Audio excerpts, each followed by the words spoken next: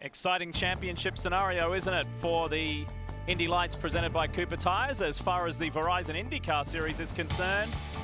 Look at that, things are clearing. There's a promising sign here in Birmingham, Alabama, with the track sweepers out trying to move that water away. That looked like a huge swimming pool right there in the dip over on the back section of the track, and thankfully it has drained very efficiently and very quickly. Rain is still falling here, however the cell is moving across this area now, thankfully a little bit faster. So we're hopeful of going racing at 4:15 local time, 4:15 Central, which is about 45 minutes from now. But in between now and then, we've got plenty of drivers that we haven't spoken to yet as we build up for round 3 of the Verizon IndyCar Series. We'll be back to Barber right after this.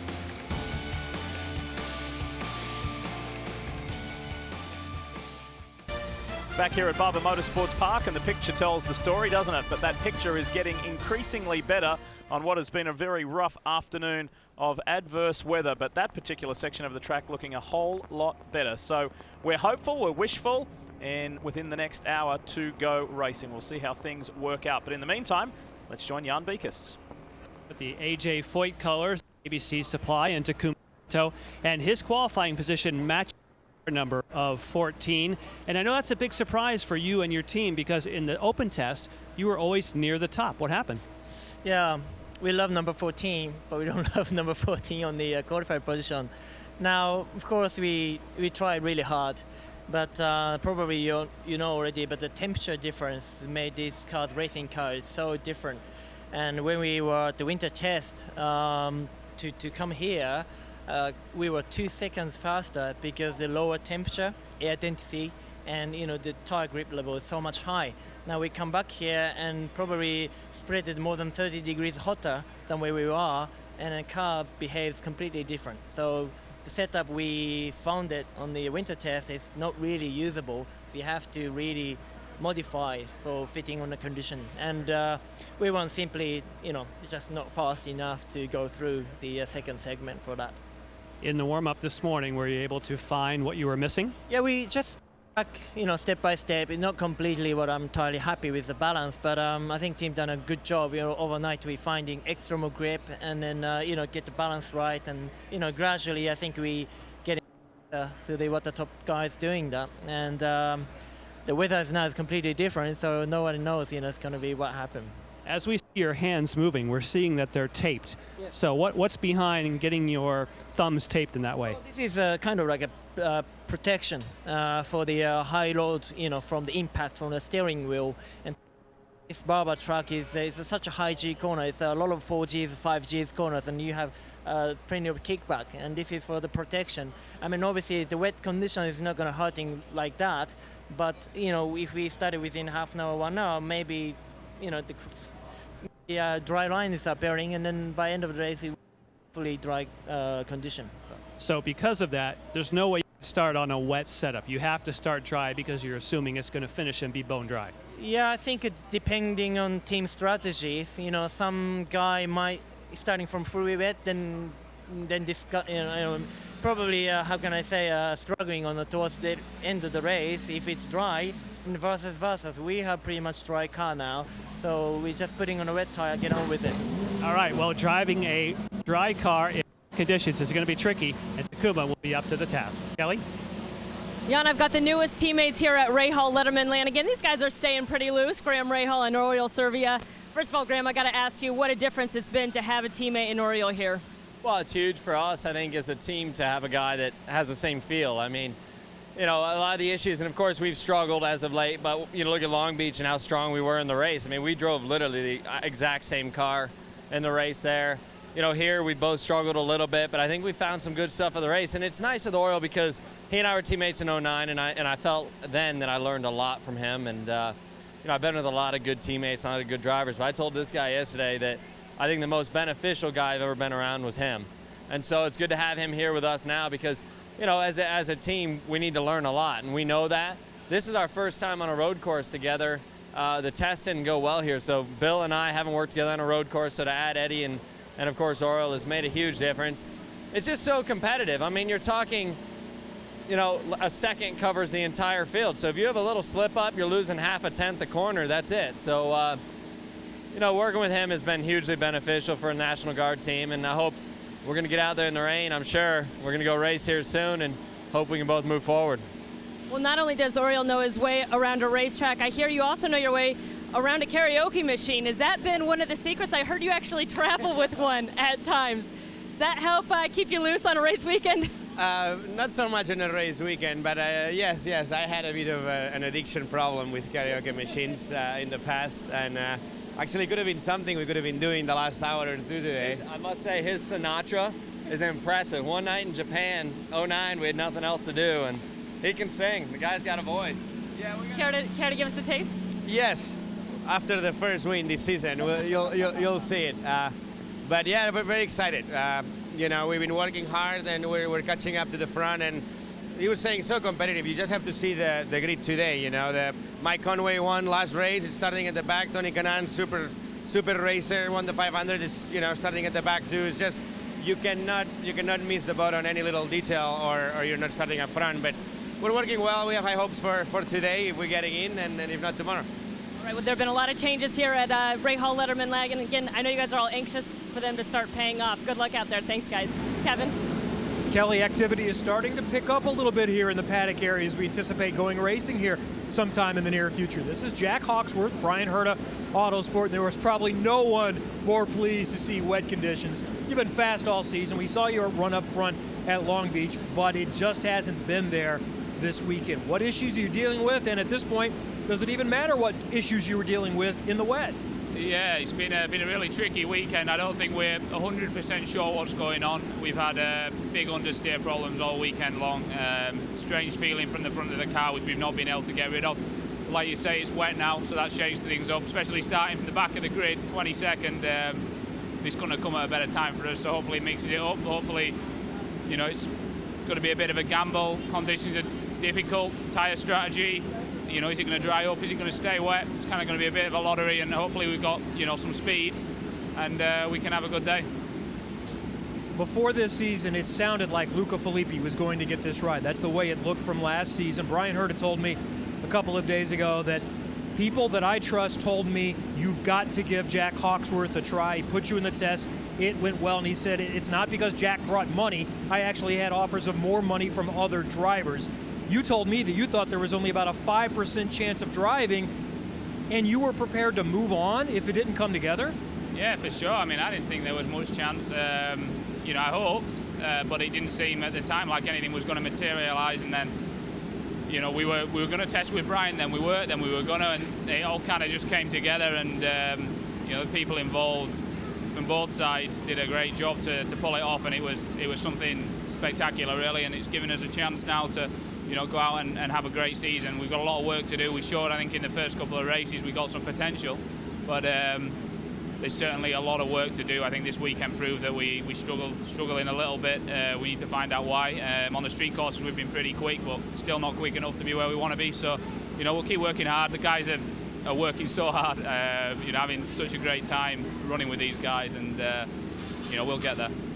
What does Bryan Herta do for you? Having a former driver as a one-car team, that's a pretty good sounding board. Yeah, Brian's great. I mean, Brian's been there. He's got the T-shirt. He has a lot of experience, and in terms of helping me, especially, you know, with me being a rookie to IndyCar, he's always good just to bounce ideas off. He had similar feelings in the car to what I've had, so I can say, you know, Brian, the car's doing this here, or it's doing that there. You know, what do you reckon?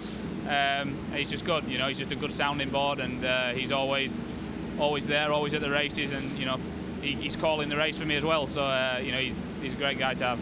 You had your first chance in an IndyCar in the Oval at Texas. What was that like? It was fast, unbelievable. Yeah, the first 2 or 3 laps is pretty insane, to be honest. Like when you jump in an IndyCar on a road course or a street course, didn't feel that overwhelming. But the first 3 or 4 laps on an oval, I mean, the speed at which things are coming up at you is pretty spectacular. Then once you get into it, then it's so much fun because the car's got so much grip, so much power. You're going so quick. It's unbelievable. It's a lot of fun. So I think the race at Texas will be great. It was very windy when we were there, and that made the car a little bit difficult to drive. But you know, even still, the guys gave me a good, comfortable car, and we had a really good, productive day. So I'm really looking forward to getting to the Indianapolis 500. It should be a lot of fun. Yeah, he's got that opportunity coming up in just a moment. And Jack Hawksworth, I still find it remarkable.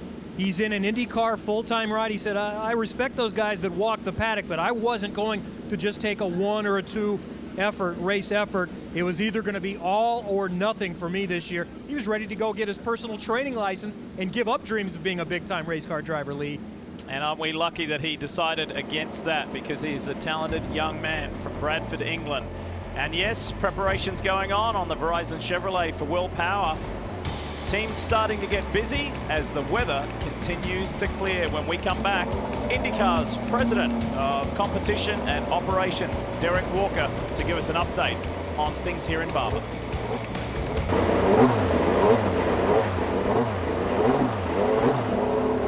You have no respect for anyone.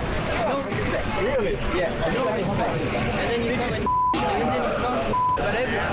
You know what? Yeah, I was in the dude, check out that place. It's a restart, man. I'm struggling with my road tires. Do it properly. Don't do it like this. That's dirty driving. Man, I'm really sorry what happened. I honestly thought he had a problem. My bad. Like, I feel bad. I mean, man, I don't like to be raced like that. I'm surprised I didn't get a penalty. Well, he should be angry. Man, I'd be the same. Spirited competition, to say the least. That was a couple of weeks ago at the 40th running of the Toyota Grand Prix of Long Beach. Simon Pagenaud, Will Power, good friends. Now, probably even better rivals. It's going to be an interesting storyline to follow. You can see things are starting to dry up here in Birmingham, Alabama at the Barber Motorsports Park. Time now to welcome into the NBCSN booth Mr. Derek Walker, who is the President of Operations and Competition. What's the state of play? Where are we at? Well, it's clearing fast. We're cautiously optimistic around 4:15, 4:30 latest. We can get the race underway. The biggest problem is a few puddling in some of the corners. There's more water build up there. So lightning looks like it's easing off. The guys will get out, sweep it off. Hopefully we can go green. Hey, Derek, the things you've got to kind of clear the water, we've been looking at on the monitor. One of them looks like kind of a new invention, and it's really getting the water. Is that something that IndyCar's come up with, or did the Alabama track have it? Oh, it's way too good an idea for IndyCar. Come on, Robin.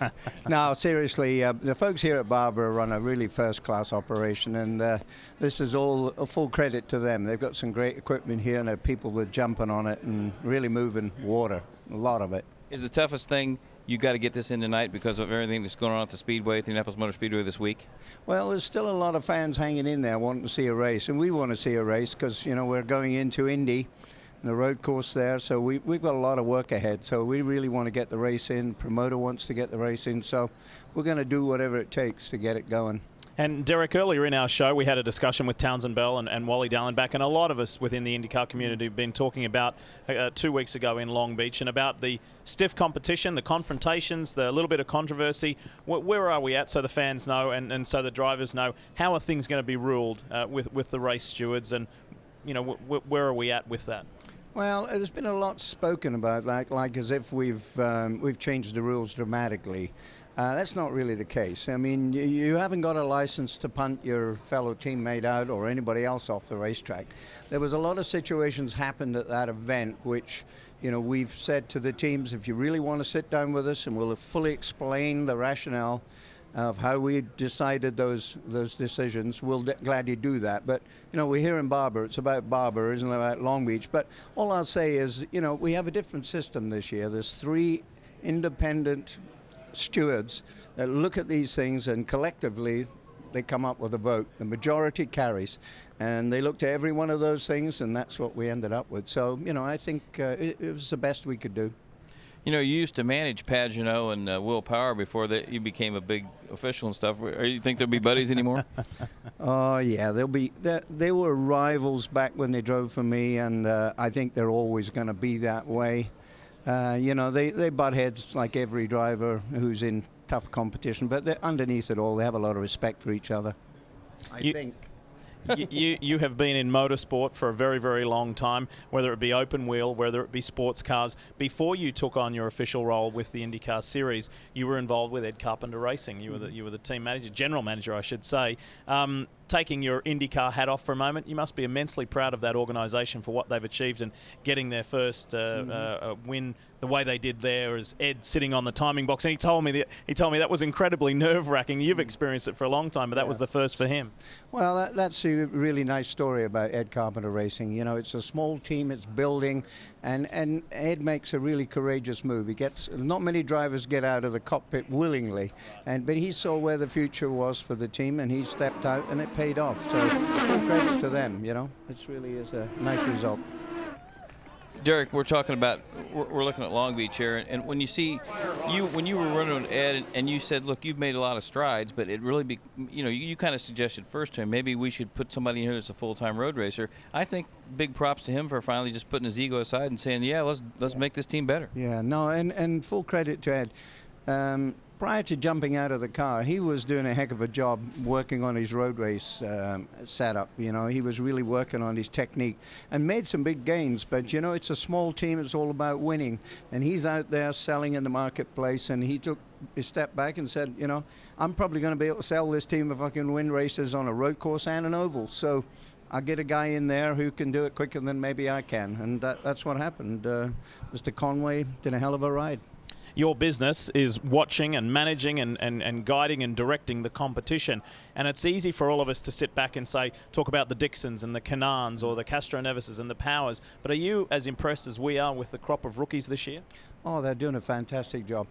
It's not only the rookies, but with the smaller teams that are doing amazing work. And I look at it and I say, well, you know, if I was a bigger team with the resources, I'd begin to wonder, maybe some of these rookies are worth looking at. You know, maybe we should be grabbing a rookie. It's not all bad. You can really make some progress with these guys. But they're all doing a fantastic job, and that's that's the future. So we need it.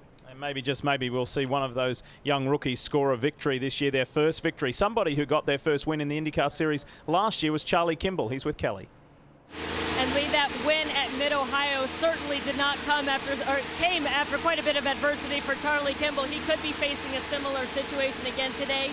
In morning warm-up, Charlie, you had an incident, went off track, quite a bit of damage. This team has had to switch to your backup car. That's the silver lining of this rain delay. It's given them extra time and you time to get comfortable in that seat. But knowing that at Mid-Ohio you were able to come back in your backup car and ultimately win that race, how much confidence does that give you for today as we revisit what happened here in Mid-Ohio? Well, it's obviously not the formula we want to have to go and try and win another race.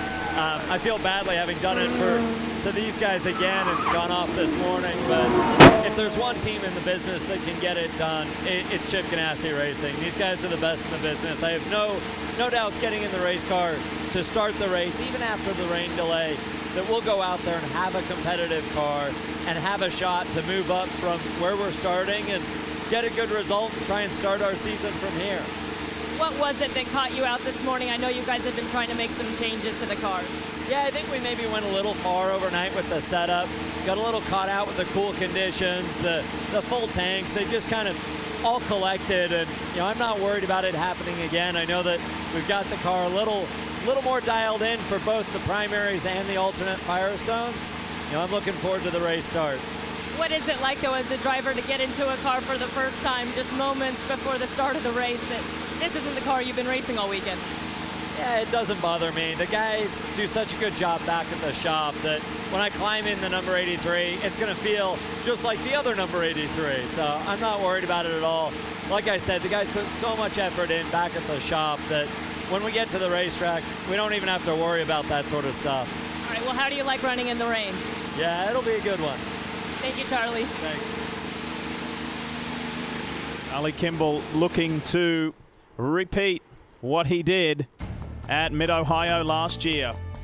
The Andretti clan, they're ready to go, and we'll hear from that man on the right when we come back, Marco Andretti. Can he be a first-time winner here at Barber Motorsports Park? Much relief with that sight. It has been a very ugly afternoon here in Birmingham, Alabama, weather-wise. But the lightning, the thunderstorms, the rain has moved on.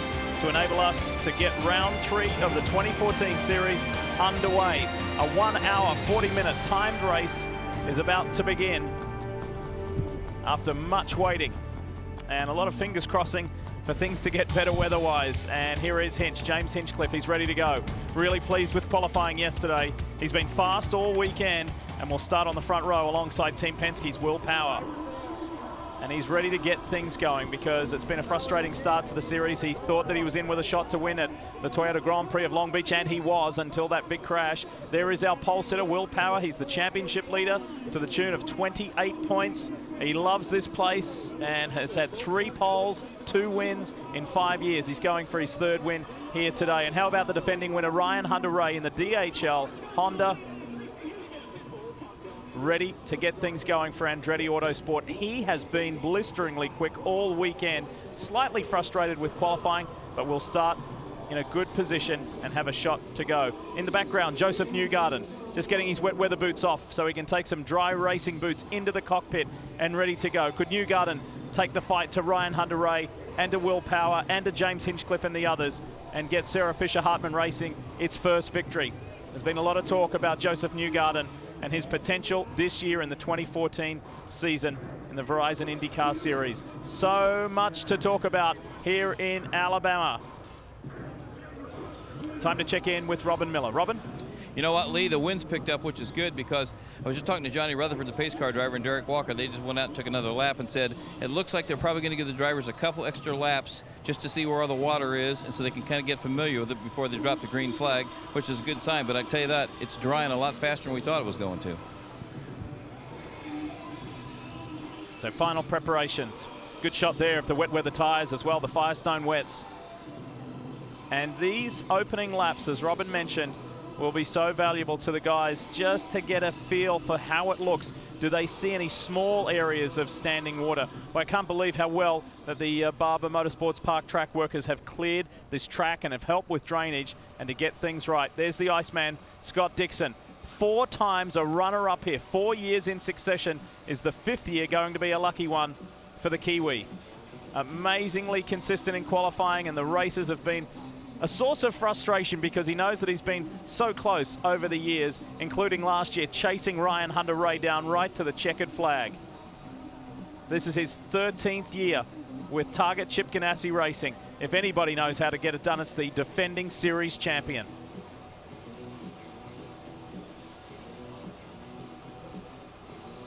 The drivers strapped in, they're locked in, and when we return to Barber Motorsports Park for the 3rd round, we'll get the command, and yes, thankfully, we'll go racing.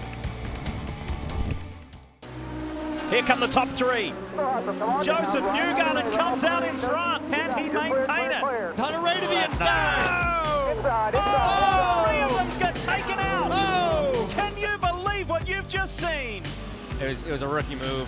Patience is a virtue, and someone wasn't very virtuous today. Whoever started that, I would say it wasn't a smart move, especially in that corner. I didn't expect anything like that in 4. There's no situation where it even works. When the checkered flag flew on the 40th Long Beach Grand Prix, Mike Conway stole the show. But the attention slid Ryan Hunter-Reay's way for instigating a messy moment at the front. A racing driver, when he's in the moment and he sees a chance to go for it, I went for it because I want to win the race. RHR then felt the wrath of many drivers, including his own teammate. Here in Alabama, the 2012 Series champion looks to redeem himself on a course where he has memories of a better style.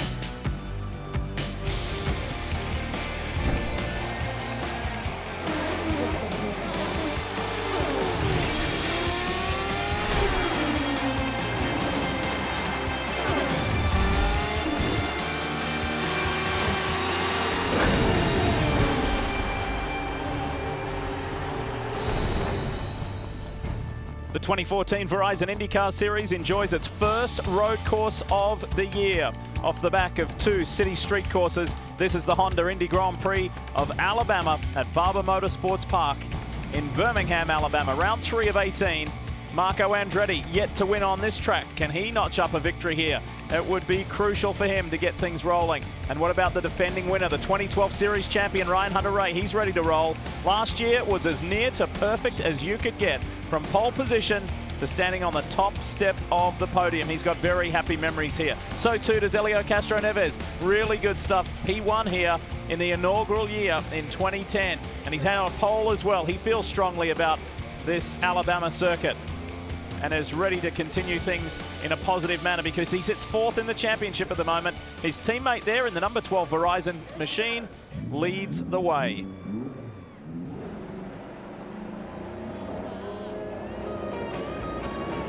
And you can hear the engines firing. Remember Robin Miller's report a little earlier, if you were with us, the IndyCar officials are going to give the 23 drivers just a little extra time to get set, to feel comfortable, and just to feel and see the conditions. Kevin? Well, it has been a miserable start to the season for James Hinchcliffe. He is 22nd in the championship, but he has been fast, and he's been fast all weekend, starting second. Now, he does have Will Power to contend with there on the other side. We go back to someone who has not won yet. Last year, we had 4 first-time winners. 17 of the 23 have won. If you're going to pick a first-time winner, it might be this guy right here, Joseph Newgarden, Jan. And Kevin, of course, Scott Dixon is fired up, ready to go. And we know that rain is a great equalizer, but we also know that Scott Dixon is known as the Iceman. He knows that the start of this race, when it's slick, he's got to protect the car, got to stay out of trouble, and then let the racetrack come to him. Kelly? Schmidt-Peterson teammates Simon Pagenaud and Michael Aloshin will start 10th and 11th respectively. The Frenchman actually had the fastest lap in qualifying. Although it came in round 1, he still thinks he has a good shot to win starting in the top 10. For his rookie teammate, it was the first time he advanced to the second round of qualifying. Unprepared for the rolling start at St. Pete and is determined not to lose any positions when the green flag drops today, Robin. Kelly, 2013 Indy 500 runner Tony Kanaan started 33rd at Indy in 2010, finished 11th. He started 17th at Baltimore a couple years ago and finished 3rd, but it's been a long time since he's been this far back. He's the master of the fast start. He's the master of the overtake. He's going to need it today because this team's got a long way to go. And this is our first good look here with cars on track and just where those sitting water spots are on the track. Now, the two-seater out on track. Martin Plowman is behind the wheel of the machine. And what a ride. Now, Honda's bringing back the fastest seat in sports sweepstakes, and you can enter by logging on to shophonda.com. And the special guest today is Adam James. You can experience what Adam is doing right along right now. Adam, how is it? This is an incredible ride. This is definitely an experience of a lifetime. I just like to jump on it. And a little bit of technical issue there, and that's kind of a little bit understandable with the afternoon that we have had weather-wise. Just a reminder, log on to shophonda.com and you could have the opportunity that Adam has today by starting a Verizon IndyCar Series race. And the sweepstakes begins May 1st and ends August 6th. No purchase necessary. That is a little bit of an extra special ride, isn't it? No question. I'm looking at Martin Plowman now. He's a current IndyCar driver. He'll be racing for AJ Foyt Racing at the Indianapolis Grand Prix and at the 500. Normally it's a retired guy, Wally. I'm thinking Martin might want to just have a go here with the green flag, see what he can do. I don't know. See that water running across the racetrack right there? Yeah. That's the stuff that Martin would be concerned about and the rest of these guys. That's the thing where if there's running water or there's water that's seeping across the racetrack that plays havoc on an IndyCar. You see these guys are trying to blow it off right now because even though it's wet, when you hit that, as Townsend will tell you, I mean, you lose all grip. You do have a little grip with rain tires, but when you hit that kind of water, it's done. And it's not very often, as Robin mentioned, we see Tony Kanaan, the reigning Indy 500 champion, at the back. But first, let's go to the front. Will Power, for the 33rd time in his open wheel career, he sits on the pole of the Mothers starting grid, and it's his 3rd time here at Birmingham. And Joseph Newgarden, another great qualifying run, outside row 2. A lot of people talking about this kid's future. Where could he end up? Maybe with one of the big teams. Let's keep it on rolling and give you the full picture. A couple of veterans, Scott Dixon, Helio Castroneves on the 3rd row of the grid. So, Wally, when you're up the front, when you like these guys who have a prominent starting position, how do you play it? Well, like I said, I think the biggest advantage these guys have is being able to see. And, you know, another thing, too, when you're kind of if you have somebody in front of you, you can judge a little bit on how far you can go in the corner under braking and stuff. You know, really, I think Townsend, probably one of the toughest jobs right here. The hardest part's going to be Will Power or whoever takes the lead, because you're the first guy through, you're the tester. You're the guinea pig, and everybody behind you has the benefit of watching your tires grip different parts of the track. And one of the keys here is to quickly figure out the optimal wet line for these conditions, but it's going to dry fast, and that'll change everything. And how about Tony Kanaan back there, Lee? I mean, it's just not something we're used to seeing on a road course. If there's a hard charger looking to come through the field, it's going to be that guy, and he's done it before. And that's one of the things we like to update you with throughout the broadcast all the time, is who are the biggest movers and where did they start and where did they come from, and we'll constantly do that for you with TK, with Tony Kanaan, and also Mike Conway, who's starting further back than where he would like. With thanks to National Guard, we'll have this on board with the number 15 National Guard entry of Graham Rahal. Don't wait for the start. Let's test them out. Make sure we're where we want them. Simon Pagenaud has this view for us, courtesy of Lucas Oil, aboard the 77. And look at that. Now keep in mind the camera is a little higher than Simon's head in the cockpit, but that's the view. It'll give you some idea and give us some idea of what conditions are like. For Scott Dixon, Verizon brings us this view of the Target Chip Ganassi entry, the number 9, the defending champion of the series. It is going to be a tough day's work. We've been talking about this man here, Joseph Newgarden, and we look forward to what he brings us. And I'm just, these views are going to be incredible. You know, one thing too you got to be concerned about is not the spray, obviously, but these visors fogging up. That's another problem that you have when you're trying to see. And a quick reminder about Verizon streaming as we ride along with James Hinchcliffe. Download the IndyCar 14 app. Visit verizon.com/IndyCar, the App Store or Google Play. That's Verizon and IndyCar, driving technology. Ooh, lots of standing water there as they crest that blind hill. Yeah, Wally, you'd mentioned visors fogging. The last few years, one of the neat things about the visors on these helmets is they're now 2 layers. So there's sort of a layer of air trapped between a thin plastic inner layer and then the outer thick visor layer. That's done wonders for reducing the fog. I remember back in the day, you'd be out there with the Rain-X, the anti-fog, and drilling holes. I mean, I used to drill holes in the bottom of the visor. It's gotten a lot easier, kind of like ski goggles, but pure visibility just with the spray is the biggest issue, no doubt. And look at that, we get some indication of the spray there at nowhere near full speed. This will be a spectacle for sure. You kind of feel for the guys a little further back in the pack. Ryan Briscoe told us that earlier, didn't he? We'll have to see how it is starting from the 10th row of the grid. Green this time. And what I like about this, guys, is with the wind blowing and a little bit of sun out, that racing line could drive very, very quickly, and we could see some really great drama as those rain tires get too hot. I'll tell you what, I think if I'm Kanaan, I'm just going to lay back here for a couple laps. That is not in his repertoire, brother. May not be, but... Over on the back part of the circuit. Up. Don't forget about your overtake. Get your fuel where you want it. Slot 4 or whatever you think here.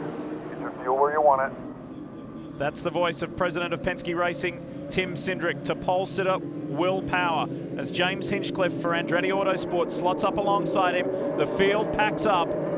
Can you imagine being one of these 23 IndyCar drivers for the Grand Prix of the Honda Indy Grand Prix of Alabama? We are set to go finally after a lengthy rain delay. Round 3 of the Verizon IndyCar Series in very trying conditions. Andretti pulls out very early, further back in the field, and pole sitter Will Power will take turn 1. Wow, and look at Huertas went inside Saavedra there, almost in the overrun area off the side. Side by side, the grip's going to be on the outside line, I think, here. Let's watch. Hinchcliffe went to the inside, though. He went wheel to wheel with Will Power. Look at this. Hunter Ray slots in as well. He looks that inside line into turn 5. Oh, that visibility is miserable further back for all those guys. Wow. Power up front where everybody wants to be with a clear view. And so far, Wally, they've been very well behaved. I really expected somebody to have a problem going down that corner. Hinchcliffe has not given up. On the left. Oh, it has to give it.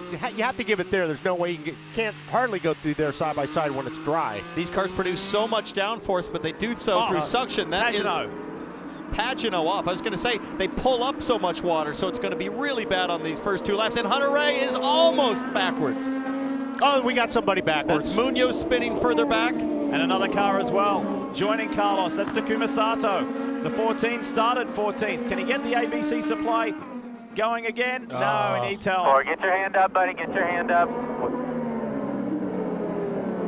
And he's got his hand up because the car has stalled, and he's going to need a restart or a push. We've got a full course caution. And that's the hardest part about this, guys, is you're coming around, you think you've got grip, and you come to a section of track where everybody clearly hit a little bit of water. You saw Hunter-Reay almost lose it, and then further back, completely blinded, 2 more guys lose it over that same stretch. And they were just starting to get spread out a little bit where you may be able to see 20 feet, 30 feet. Now they got to go and start this thing all over again. We got some replays for you to show you what happened to Takuma Sato. Right in the middle there, coming through the turn. Oh, there goes Munoz, yeah, Sato and was that's Montoya. Montoya was avoiding, and then at the back almost of it. exactly the same thing, Sato.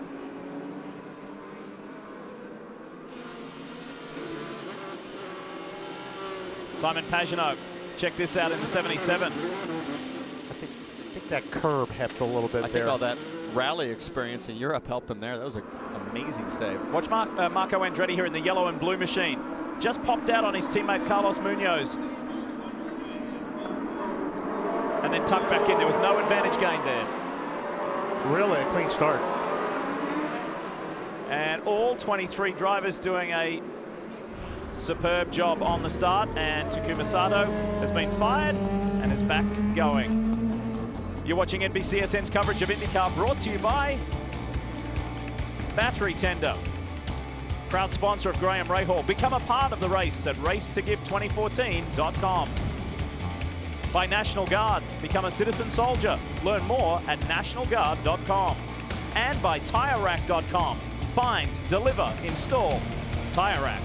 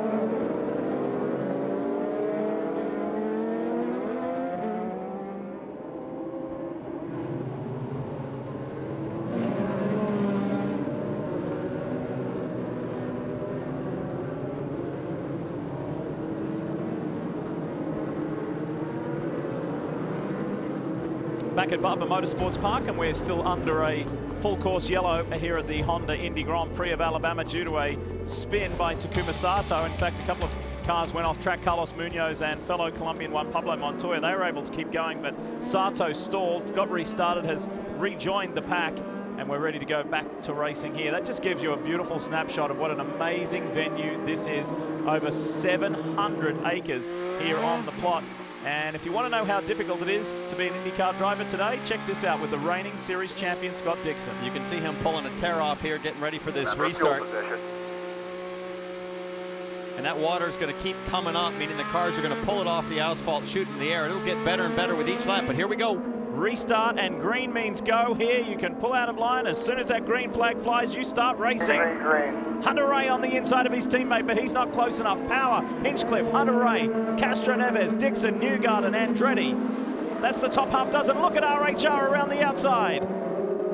Now side by side, Hunter Ray has a little bit of an advantage because he's on the clean part of the track and he gets the power down better. Because Hinchcliffe was on the dry line, which is rubbered up, it's really slippery. Ryan Hunter-Reay is desperate to get that win he feels he should have had in Long Beach, and he wants to go back-to-back here. And look at that, Michaela Lotion on the inside of Joseph Newgarden, and Montoya lights it up and gets sideways out of turn 5. Now look at the spray off these cars. I mean, that is just really, really incredible. You cannot see anything. I mean, you really, all you're doing is if you pick a spot, whatever you can see, if it's a guy's wing in front of you, you're just basing off of that. And a lot of times, if he goes off the racetrack, you're going to follow him. Yeah, because you cannot see. No question. It's a lot like fighter pilot, formation flying. And the other problem here is you don't have the muscle memory because you've been running in the dry. All your reference points are based on the speed in the dry, not in the wet. Montoya pushing a Lotion really hard here. And the World Series by Renault driver and race winner Michaela Lotion. So look at this, around the outside goes Juan Pablo Montoya. Wally, we spoke about this earlier. He's on a mission. And he is. And like Townsend pointed out, he knows where to run on these racetracks because, like he said, where the rubber is on the line, it's very slippery right now. He's actually looking for the dirt and the debris. That's where these rain tires really hook up. That was such a great example of the grip of the rain line, which is rim shotting the outside of the corner. You see a lot of guys experimenting. Look at Bourdais back here, all the way outside on that cushion, just riding around with good speed. Kelly?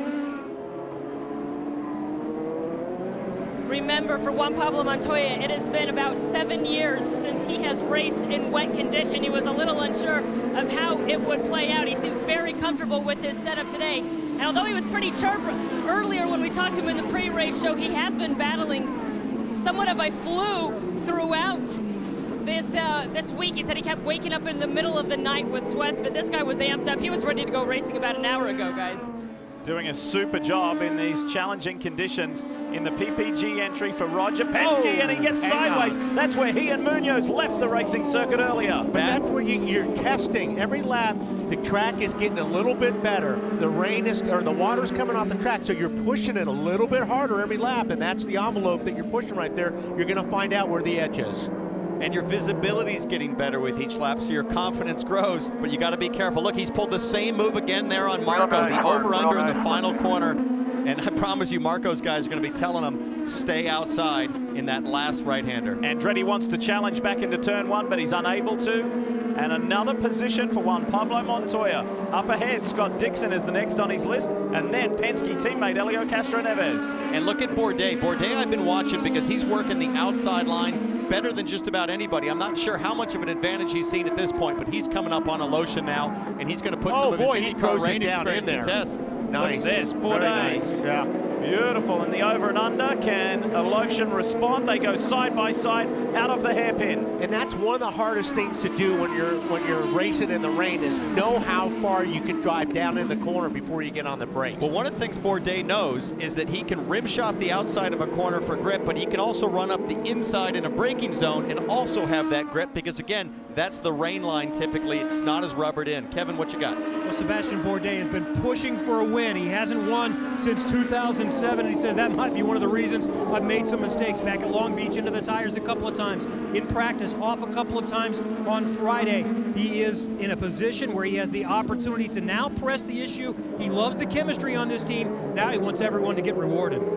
And there is the co-team owners, Jimmy Vasser, former series champion on the right, Kevin Kalkoven on the left.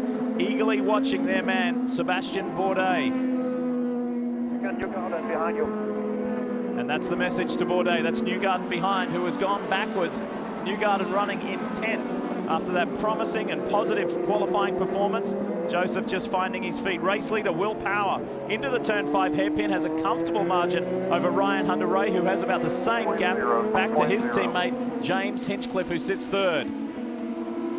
And life is more comfortable up here, Townsend. They're doing a fantastic job, really. I mean, Power, it's very hard to do what he's doing. The first guy on the track, you've got the great visibility, but you have to be the guinea pig, as Wally said earlier. Now, all of these guys would have most likely disconnected their rear anti-roll bar to aid with rear grip in anticipation of the rain. But if the track dries as quickly as it looks like here, it could be really interesting to see their balance fall off. Look at the river crossing here. You see these two big stretches of water pushing across. That really is going to hurt your traction. You can see everybody's trying to go around it if they can. And look at the progress Tony Kanaan has made right there. TK, the Indy 500 winner, is just carving his way through this field on a very interesting day in Alabama. We'll be back.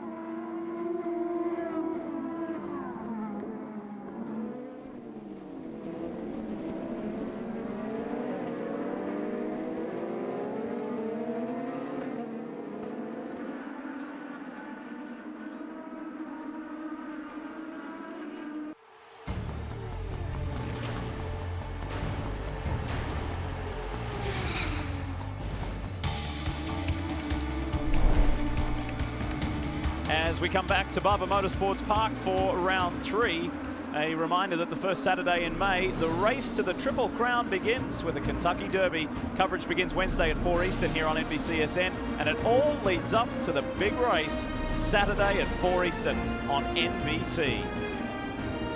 Things are drying out and things are clearing out, if you will. Power, he has now led all 5 years here at Barber Motorsports Park in the Verizon IndyCar Series. No other driver has done that. And is it a different Will Power this year? Some say yes, some say no. There's one thing's for sure, Townsend Bell, he is on a mission, the championship points leader. No question. Look at his lap times. He's a second quicker than anybody on track right now. They say the rain is the great equalizer, but it's equalizing in his favor right now. He shared with me a personal story where he went to good friend and longtime friend and supporter, former Formula One driver Mark Webber, and just said, you know, with those 3 years of finishing runner-up in the championship, Mark had had some adversity in his career and dealing with that kind of really savage relationship with Sebastian Vettel, and said, what do I have to do? What do I have to do? And Webber gave him some very good advice, career advice, and about work ethic, etc. And it seems ever since having that meeting with Webber, he's turned things around. Well, you know, he just is focused on winning, and this is a guy that's always focused on winning. We're looking at TK here, who's just been charging through the field like we talked about, currently running in P14. Remember, he started last, and this is the kind of race he needs to really turn this weekend around, Jan. And the reason he needs this, not only the conditions, but also because of that momentum. You heard him say in the pre-race show, they really missed the setup in the dry. They tried all kinds of things. And in case you're wondering, they did try Scott Dixon's setup. It just did not work for Tony Kanaan. So he and his engineer, Chris Simmons, continue to work to try to find what will work for Tony. But these conditions are giving him the opportunity to go out there and show what he can do in the great equalizer on wet conditions. take a look at that. On the map there, just the tracker of where Will Power is in comparison to Tony Kanaan. Tony's dropped over this blind hill here, and Power is already down near the museum section of the track. Michaela Lotion on the inside of Sebastian Bourdais. Lotion has been very impressive so far in the rain. I mean, he has really been picking them off. He's been doing a very nice job. And he's passing good guys. Yeah. It's not like he's bad. You think the barbecue might have had something to do with it? He got his first little nibble over there at Rusty's. He enjoyed it, and I think he's just enjoying being in the United States in general. The experience has been wonderfully enjoyable for him, and he's coming to grips with racing IndyCar style, that's for sure. So at the moment, Hunter Ray continues his chase of Will Power, Hinchcliffe, and Helio Castroneves. Montoya did get Dixon while we were away in that last commercial break. And then it's Marco Andretti, Michaela Lotion on screen right now. Bourdais and Newgarden in the top 10. And there they are, drawing the line. Munoz trying to get there as well. 1.1. Now what he's doing is he's moving over, trying to get temperature down on those rain tires. He knows the rain line is drying, and as it does, the temperature, especially on rain tires, it builds between the grooves. And if it gets too hot, they really just start to melt and completely fall apart. And the Lotion's being very proactive. Whoa, and Bourdais almost loses it there coming up over the rise. And, you know, look at this, Wally. Look at this on the inside. Turn 5, and he holds the Lotion out there. That's a good move. Here comes a crossover. So, and your Townsend's right, though. If these guys are searching for all this water, I don't know if they can go another 15 laps, Townsend, because this water is going to start disappearing. They're not going to be able to cool their tires. And these things, when I don't know how you would call it, when the grooves take off on this tire, it grinds them up fast. Like in 1 or 2 laps, you can totally ruin these tires. And it rounds off the sharp edges. And when it rounds off the sharp edges, it loses all of its bite essentially on the water. Kelly, you can add. Yeah, Lotion doing a terrific job, especially considering he's been coming over the radio complaining of understeer pretty much since the drop of the green flag. You talk about learning the art of racing for this young Russian. He says he's really had to get used to the style of fighting on track. He says it's a bit more aggressive here than what he's used to in Europe. And he's handling it. He's handling it just fine, Kelly, isn't he? Because he just went past a 4-time open wheel champion and just drove straight to the outside of the track and made life hard for Sebastian Bourdais as they continue their fight over 8th place. A little further up the road, Scott Dixon, Helio Castroneves, and this is one Pablo Montoya, who has made up position after position, lap after lap, and at the moment is in a really nice position, sitting in 4th, which is exactly where he finished in Long Beach a couple of weeks ago. He is knocking on the door of getting on the podium on his return to IndyCar racing. If you've just joined us though, up front, this is a power show. Will Power, that is. The Team Penske driver, well and truly in command over Ryan Hunter-Reay, last year's race winner.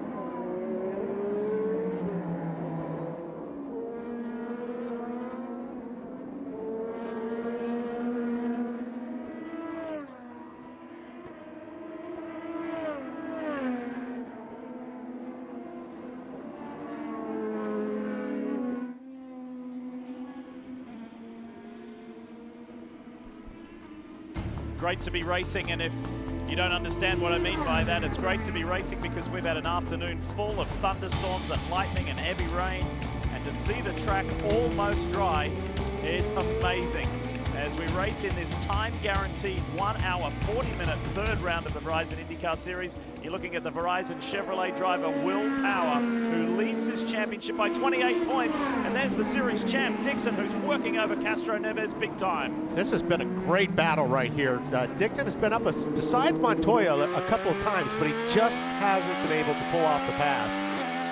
And you can see Dixon grabbing a little bit of that standing water on the straightaway, again, just to try to cool his tires down. It's fascinating to watch the performance crossover here. Will Power, for instance, up front has slowed down a little bit. Hunter Ray has gotten faster. As the track is changing, the balance shifts quickly for these guys. Right now, Dixon's car looks really strong.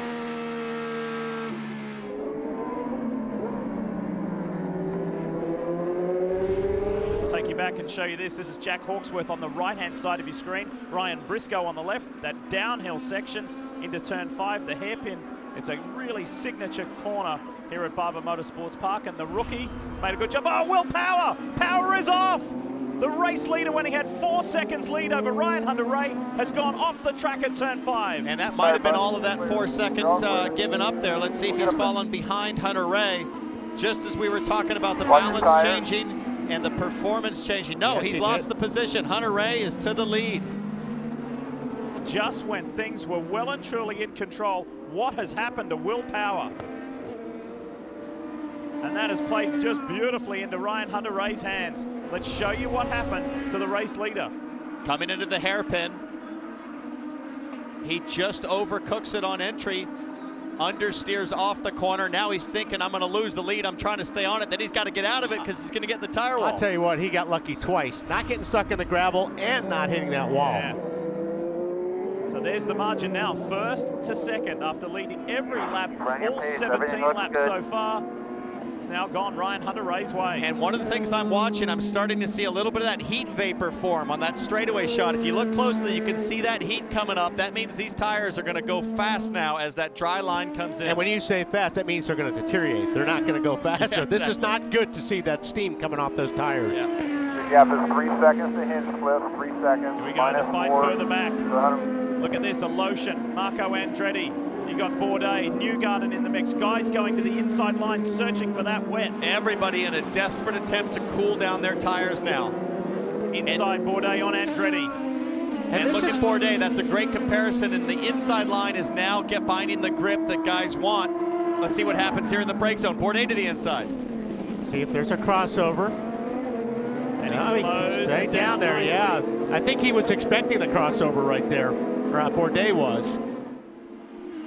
But you know, Townsend, it's going to get to a point where the first guy's going to come in, and we've seen a lot of times they're going to gamble and put the dries on, and everybody's going to, you can lose or gain a lot of time depending on how that first guy puts those dries on and how quick he goes. Oh man, but if you're that first guy, it is such a roll of the And that's a dice. problem right there. That stuff across the track is really, really bad on the dries. Absolutely, especially when you come out with no tire warmers. Those things are cold as rocks, and you've got to get temperature and find out if you've come in at the right time or too early. See who's going to be the first one to take that chance. We can't say enough about the 26-year-old Russian, Mikhail Aloshin, who is now running 7th. He's chasing Scott Dixon down. He's not fazed by the big stars around him, and he's doing an incredible job picking off positions and surging forward. As we check in with Juan Pablo Montoya, we're hearing he may be having an issue here. Yeah, Lee, it looks to me like his guys are maybe getting ready there in the pits. They're going to start putting pre-printed text, as you see there, on the signboard that he's going to see on the front straightaway, probably because his radio is going away. Just shows you the preparation of Penske. I've never seen a team, I didn't know they had those things already printed out. What a drive, what an opening period it has been from Juan Pablo Montoya, though he still maintains 4th, trying to bridge that gap to James Hinchcliffe, which is around about 6 seconds. As he continues his pursuit for a championship, Ryan Hunter-Reay has been gifted the lead courtesy of a mistake from Power. Can he hold on to it?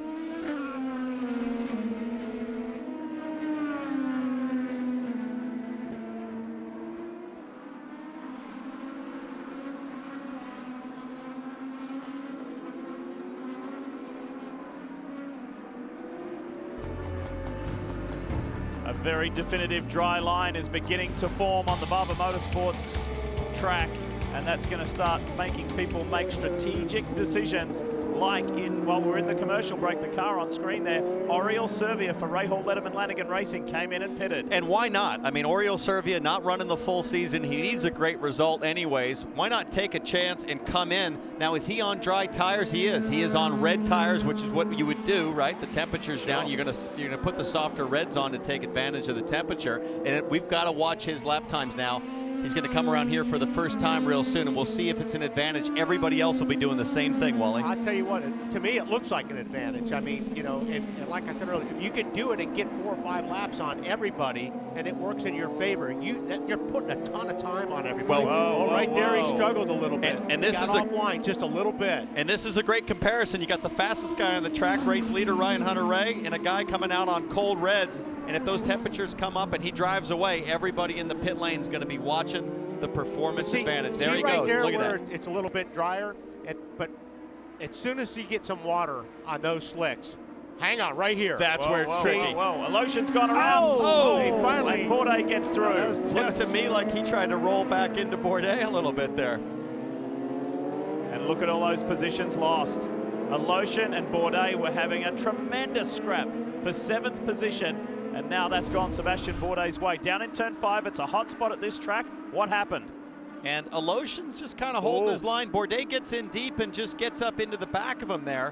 Now Bourdais going to give him a hand signal like goodbye, and Alotian's going to keep rolling backwards and try to see if he can just give him a little nip there. Full course caution, guys, and look at the temperature coming off of those rain tires. You can see the heat just blowing up there, and Bourdais is off and running. Now,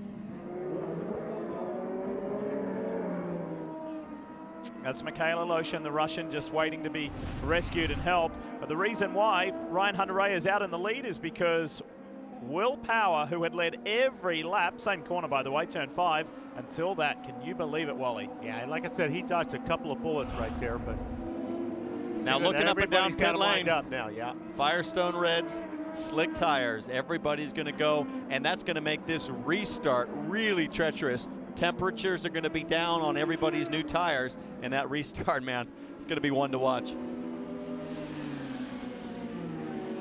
So Oriol Servia, the second car on screen right there, who was at the back of the pack, of course a lap down, the first to go on to those dry tires and the red-walled softer compound of the two. This is Mikhail Alotian, stranded at the moment down in turn 5, not very happy with Sebastian Bourdais. And one of the issues I noticed, Lee, when we were looking closer on the rain treads there on Alotian's car, the tread level, I mean, you're talking about a ½ of inch of rubber already gone off those race tires. You can barely see the grooves. So they're essentially on slicks anyways at this point, which might explain Bourdais' issue there and getting a little lock up and getting to the back of Alotian. The Holmatro safety team on hand to go and rescue Alotian. Race leader Ryan Hunter-Reay. Felt good. He's felt good all weekend. Felt bad about what happened in Long Beach, but he's been feeling good this weekend. You know, but we talk about Hunter-Reay's ability to bounce back. Over the last 2 or 3 seasons, he'll have adversity and he'll just come back fighting. Long Beach, great example, terrible result. Servia stays out, the rest of the field's coming in. Got to be careful on these pit lanes too, guys. Don't forget, that concrete is awfully slippery. It's even slicker than the asphalt. The other advantage when they go back to racing as well is that Oriol Servia already has time at full speed on those tires. And essentially on the same fuel strategy at this point, right? So Servia could be in for a great day. Reds put on. And watch Power versus Hunter-Reay here. This is the race off pit lane. Can he beat him? He's going to fight traction. It's going to be close. Does he have it? Does he have it? He does. RHR maintains his position ahead of Will Power. Good work from the Ganassi guys for Scott Dixon. Really good work there, and Bourdais comes out as well. Excellent. Montoya loses positions, a couple of those, and Hinchcliffe frustratingly lose 2 as well. Wow. So they all cycle through. It's time for some nervous laps coming up. There's Carlos Huertas, the rookie for Dale Coyne Racing. And when we come back, Oriol Servia, the man at the front of the pack. We'll see how it works out.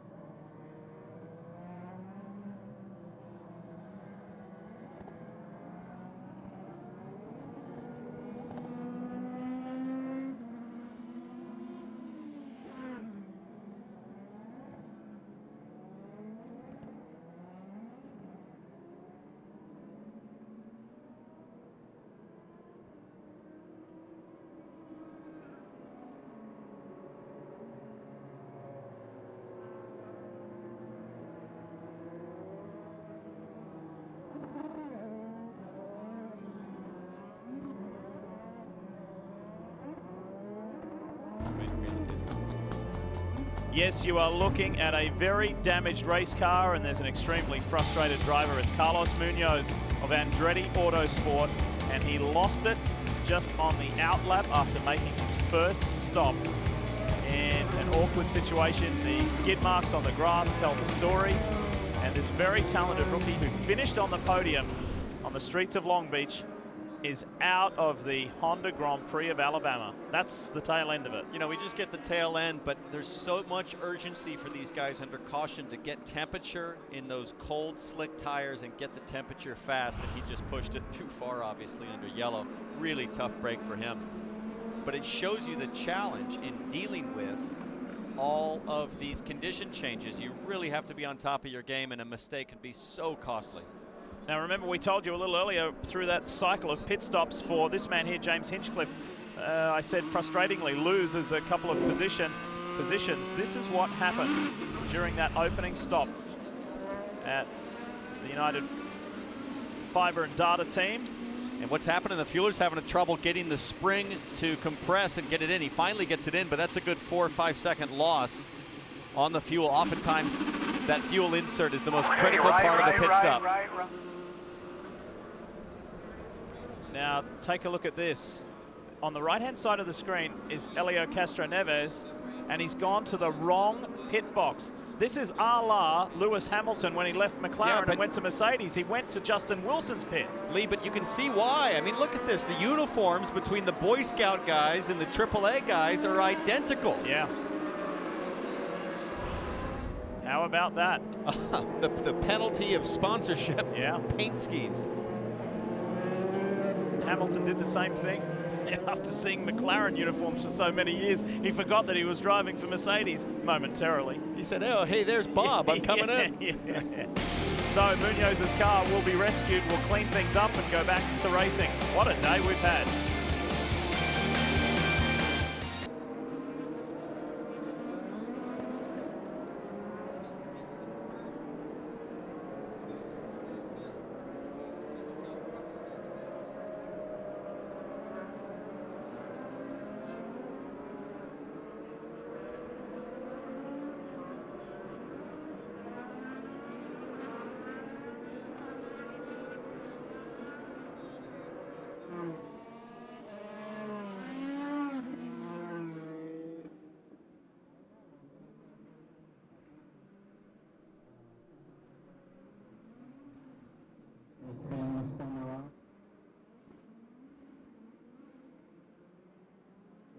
Something else there.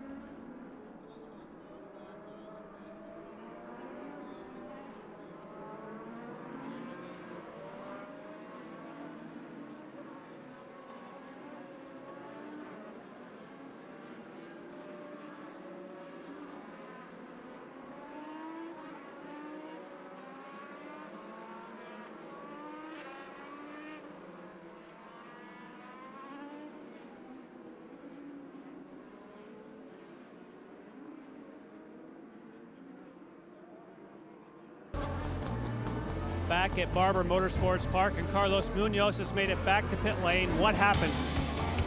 I'm not sure. We just put the slick tires. I hit, I don't know, a river or something. You know, I was not really aggressive. Everything was really quick. When I saw I was sideways through the wall. And I feel really bad for my mechanics and everything. I think we were looking good. They did a great pit stop, so we took quite positions in the pit stop. Anyways, a long season. tough break, and that's the first thing the team told him. Don't worry, it is a long season, but I think that shows on these slick tires, one little bit, one little patch of water can catch you in a hurry. Yeah, it is. It doesn't sound like it, but really, when you're on these dries, and the cold, don't forget they're cold dries, it's just you completely lose all grip. Well, talking about an interesting situation here, Wally. I think Saavedra's still on wets. He did not pit, so he's going to be on wet tires, heavily worn with a dry forming line, fighting for traction, and behind him is a bunch of Tigers on fresh, dry, slick tires, but cold. So let's see what happens here. This should be fascinating. And updating you on the 3 of Helio Castroneves, he's going to get a penalty for that infraction in pit lane. And green we see, Ryan Hunter-Reay pops out to try and get by Sebastian Saavedra as quickly as he could, unsuccessfully, up to turn 2. Power, then Dixon. Look at this, here comes Castroneves and Sebastian Bourdais. We're understanding that he may be penalized as well for that contact with Mikhail Aleshin. Looking at Hinchcliffe fighting for traction. Here's Montoya inside of Bourdais. Marco Andretti, James Hinchcliffe, Newgarden. Back to Tony Kanaan. On board with Joseph. You're clear all around. Whoa, that is tricky. Look at him fighting for traction. That's exactly where Munoz lost it under yellow. Listen to the throttle here. You get just very gentle.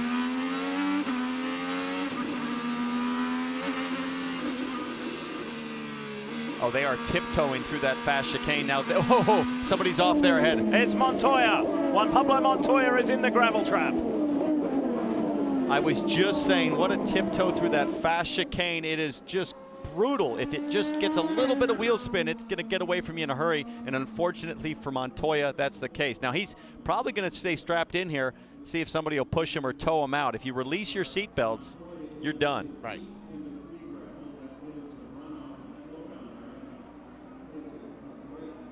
Visor up to signify that he's okay.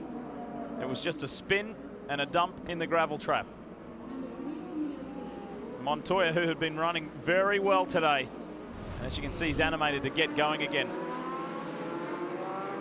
Oh, was there contact with Bourdais? He may have gotten some help on that one. He was awfully close to Bourdais' nose there, who already gave a little love to Aleshin earlier. There's Bourdais up ahead. Watch this. On board with James Hinchcliffe. Here goes Montoya around the outside of Hinch. Now look at Marco. Marco's on that outside line. Watch Hinch fight for traction. Nice move, Marco Andretti. Now watch this. Look to the right-hand side of your screen. Look right, look right. Really can't say. I mean, I would guess, it's such a fast corner, I would guess that he just lost it on wheel spin with how much people are tiptoeing through there, but we're going to have to look at it again. There's another angle, this time from behind. Take a look at this. Way up there. No, I think he just lost it. Lost it by himself. Yeah, I don't think Bourdais got into him on that one. Wow. Kelly, what do you have? Lee, difficult to say whether or not he had a little bit of help there, Juan Pablo Montoya, but he had just come over the radio during that caution and told his team it was a bit early to go to the Reds. He said, we've got to do it, but there are still some spots on this track that are just too wet. Kevin?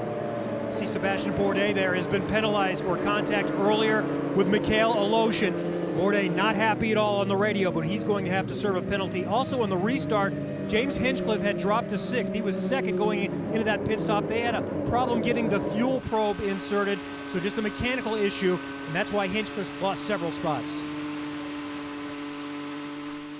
You know, with everything getting wet, like it did this morning, I wonder if something like the fuel probe spring, you know, can just kind of tighten up a little bit.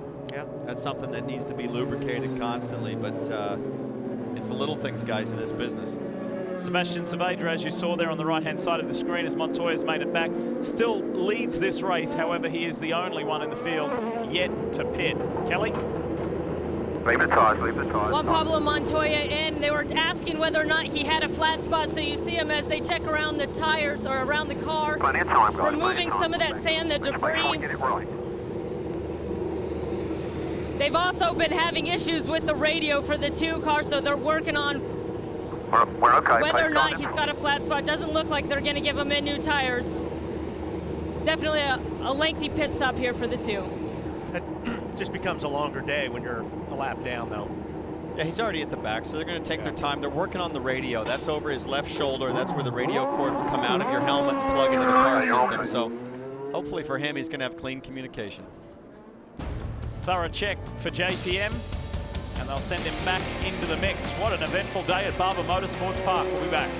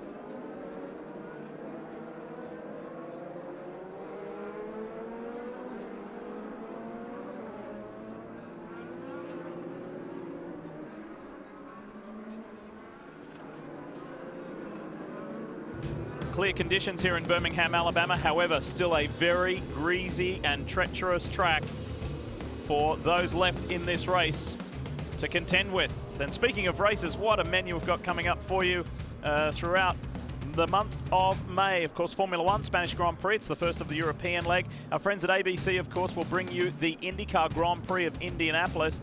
We've got on NBCSN Carb Day from the Speedway, and then the Monaco Grand Prix will be live on NBCSN and NBC May 24th from 7:30 a.m. Eastern on the greatest day in racing. Really looking forward to it. It's always a busy and the best month of racing there is. Sebastian Saavedra still leads this race. However, he has yet to pit, so he's a little bit of a sitting duck as we're getting ready to go back to racing at Barber Motorsports Park. Yellow over, green flag flies. Time to go back to work. Newgarden pulled out of the line, trying to get past Pagenaud. Couldn't quite do it. Pagenaud, however, gets past Hinchcliffe.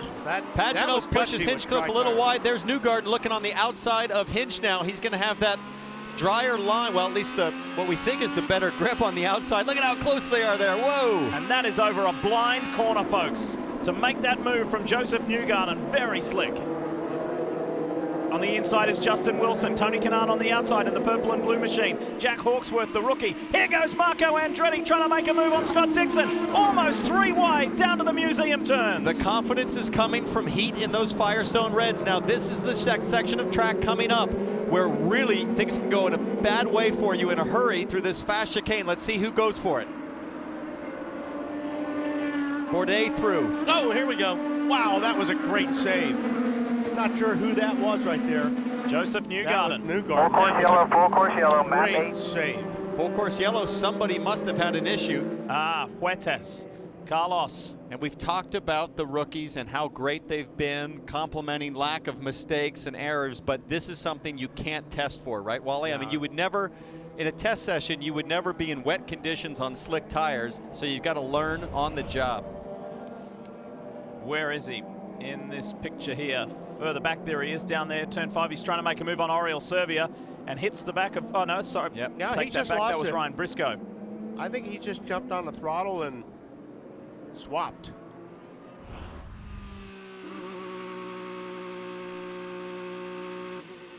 Let's take you back a few moments. Let's show you the restart because it was pretty frantic. Look to the right there, Simon Pagenaud on the inside of James Hinchcliffe, and Newgarden lining up a shot as well.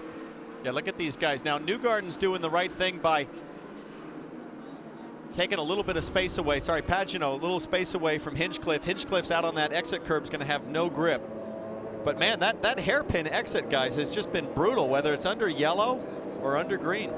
Well, how about this for a ride? This is onboard Joseph Newgarden, Sarah Fisher Hartman Racing. Watch this.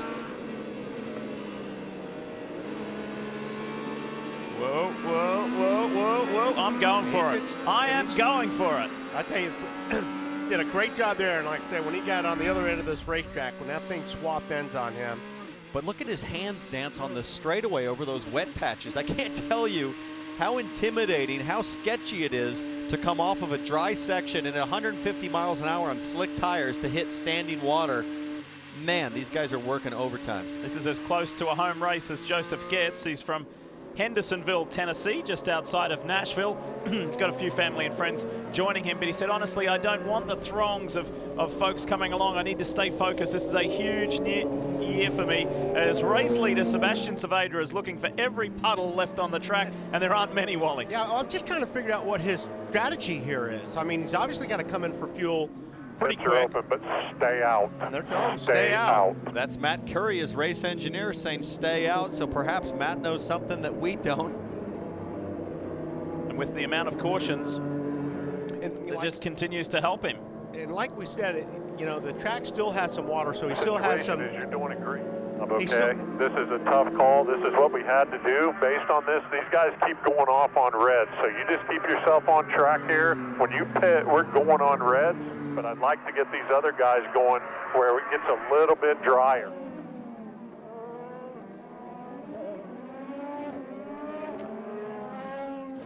Helio Castroneves is going to take the service of fuel and tires, but he is serving the penalty at the end of this stop. Well, that's what they said on the radio, that he has a penalty that he had received.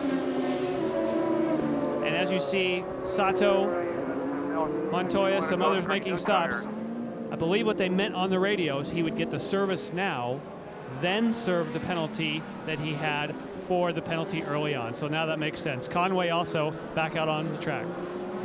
Maybe I think if Saavedra figures if they stay out there long enough and there's enough yellows, they can stretch this thing to where when they do come in, make the pit stop, they won't lose a lot of track position. And Wally, there's already been 4 cautions for 12 laps. So with each and every one of those, it's helping Saavedra's cause. Going green this time, lights are out. And watch Saavedra's very different line compared to everybody else, Townsend. Well, he's not exactly trying to cool his tires. It really looks like he's trying to keep his fronts warm, I guess. I mean, I'm not quite sure what he's doing there. I mean, the more you're swerving on those rain tires, the more you're wearing them out. They've got to be completely worn down, but he's in the lead, and he knows that other guys are making mistakes. Kevin, do you have anything for us? Well, Townsend, I have heard drivers being told it's more important to keep heat in the tires right now than to save fuel, so I think that's it. Well, but that's the rest of the field that's all on reds, not the guy that's on reds or rain tires that are all worn out. Yeah. And we have not seen Sebastian Bourdais serve his penalty either. So we'll continue to monitor that. The man in the hydroxy cut, number 11 for KVSH Racing. Ready to go racing now in Birmingham, Alabama at Barber Motorsports Park. How long can Saavedra stay out front? That question is about to be answered. Hunter Ray, Power, Andretti, Pagenaud looking racy. Hinchcliffe wants to get a little bit of revenge on Newgarden for the move he put on him last restart. Briscoe inside of Rahal, just squeezing in. Rahal doesn't want to relinquish it.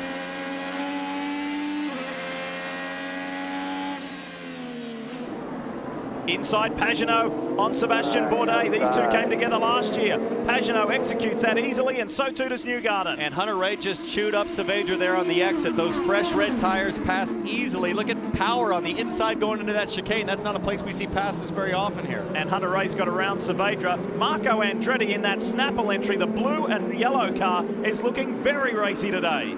Now this is the section where we've seen the mistakes so far. They're coming through what is normally an easy, flat out, wide open throttle section. There's a little bit of that puddle at the end, but it's drying very quickly.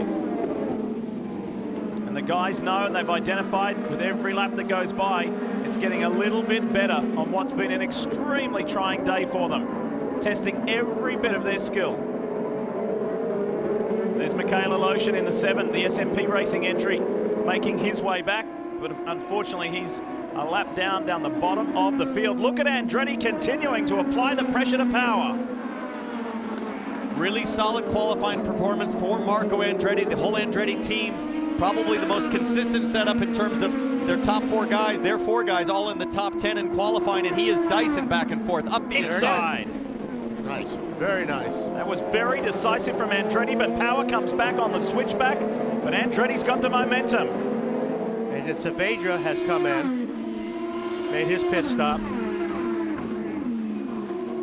And that's what we don't understand. He's going to pit under green here. He's going to come out on cold tires, and the gap is going to be huge. But if there would have been a caution position a lap ago, yeah, that's a gamble that they take.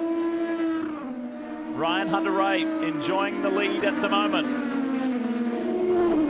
And what will Will Power be thinking at the end of this race if it does not go his way? The man who dominated the opening stanza before making that unforced error. Well, here's where the rain setup. So remember, at the start of this race, you had to make a decision. Do I set the car up for dry or do I set it up for wet? We went 30 laps here where the track is now drying with the dry line. All of the drivers and the teams that have disconnected that rear anti-roll bar for maximum grip in the wet, they're going to start picking up massive understeer as that rear of the car is slow and lazy to fall over and grip up. It's really not ideal for the dry conditions. How about Tony Kanaan on screen right there in the 10? After starting 23rd, it's been a good solid work day for Tony. He's knocking on the door of the top 10, but at the moment, it's RHR, Ryan Hunter-Reay.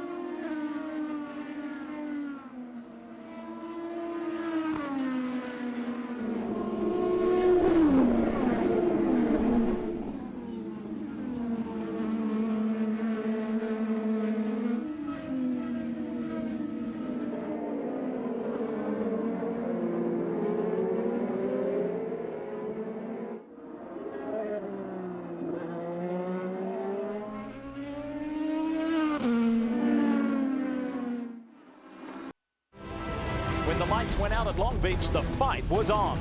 Hunter-Reay to the inside! No! I didn't expect anything like that in 4. Dixon and Wilson, who are duking it out. Oh, they hit! That's him done. Pagenaud in the tires at turn 6. Chrome horn. No respect. Well, he should be angry. I'm surprised I didn't get a penalty. We were very good friends until now, I guess. Today at Barber Motorsports Park, putting the past behind will be difficult, as the history of this place has showed trouble before at the Augusta of Motorsports. And it's been a very eventful day already as we welcome you back to NBCSN's coverage. Lee Diffie, Townsend Bell, Wally Dallenbach, Kelly Stavis, Jan Beekes, Kevin Lee, on what's been a very memorable day already. And it's a timed race, time guarantee, 1 hour 40 minutes due to our severe weather that moved through here a little earlier. And with daylight going away from us, so just under 40 minutes remaining here on track. Ryan Hunter-Reay leads Marco Andretti, who has been on a mission, and it's been impressive. He now is the focus of our Mazda driver profile. The 27-year-old, this is a circuit he has not won at, would love to get himself back up a little higher in the championship points, because Marco's down in a tie for 18th at the moment. It's been a frustrating start. Remember how it started at St. Petersburg on that restart. He had that crash with Jack Hawksworth. Not quite gone the way that the 2014 season for him he would like to have been, but so far so good. Now for Marco Andretti, they have revamped the way that they're engineering his car. He told me that now we're coming with less options to the racetrack. They have an initial setup, and then they've predetermined we're going to go one way or the other depending on what you think of the car. And he says, that's taking a lot of pressure off me. Now I can focus on driving. I don't get all hung up on making all kinds of wild changes on the car. They've been on the radio telling him, you're faster than Will. Keep pushing, but save those tires. Conway pushing hard now on Sato. And the Andretti Autosport guys were telling us that across the 4 driver platform they have, they typically start with a baseline Townsend, a baseline setup, and then they'll refine and go as the weekend progresses. Well, that approach really seems to be working as we watch Conway again working on Sato. Hunter-Reay, easily the fastest car on track. Remember, qualifying times in the 108s and 109s, Hunter-Reay at a 110 flat. Folks, you see water on the track still, but I promise you that dry line is fast, and with the cool temperatures, Hunter-Reay is on the go.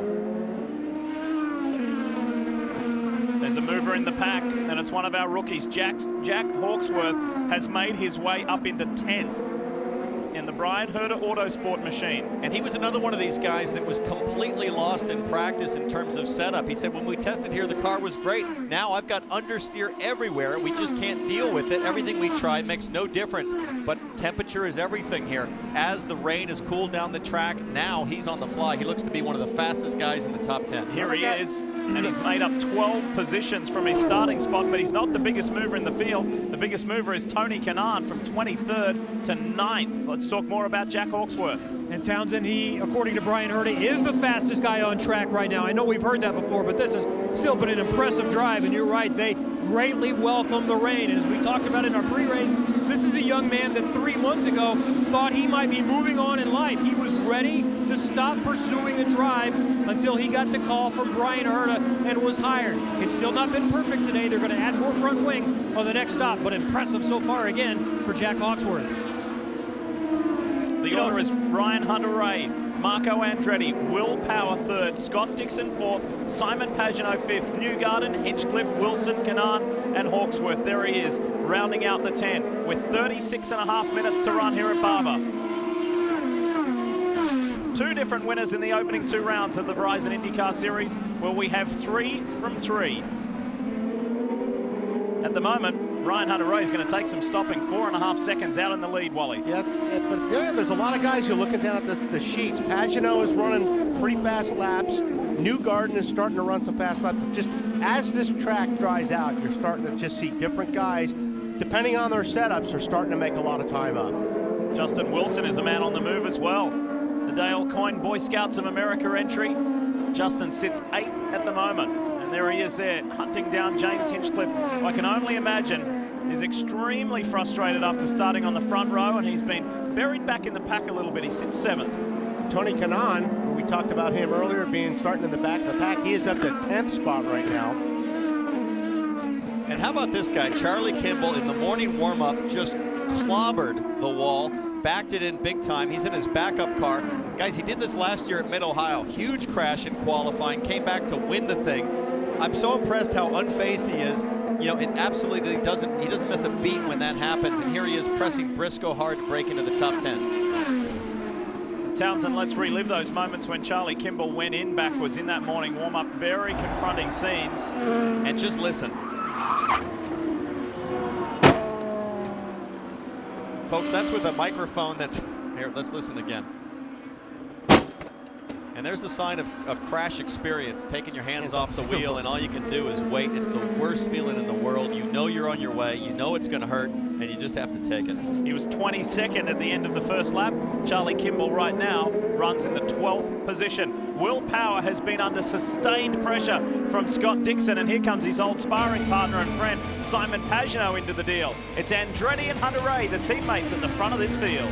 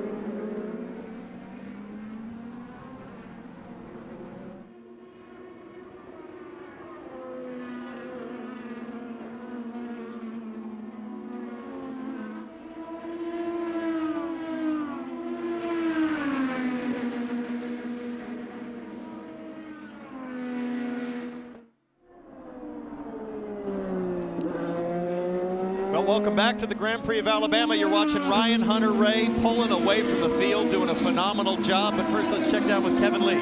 Michael Andretti's cars are 1-2. This is more like what you want. This is normal, straightforward conditions. Do they have enough to hang on up there? I would hope so. You know, there's still a long way to go, but so far so good. Pit stops, will you want to try, are you hoping for a green pit stop so everyone doesn't come in at the same time? Yeah, we don't want anything to change now. We want to stay green the rest of the way. Thank you. Michael Andretti. There's Graham Rahal in the National Guard entry. Serviced and sent. Oriel's coming through the last corner right now, so go, go, go. And that pit lane exit is not dry, and he's on cold tires, sticker reds. Watch this, this is tricky. Look at his hands. Listen to the throttle. Woo! He got on it pretty hard, harder than I thought he would. Probably make it to the end now. Everybody else is going to have to pit.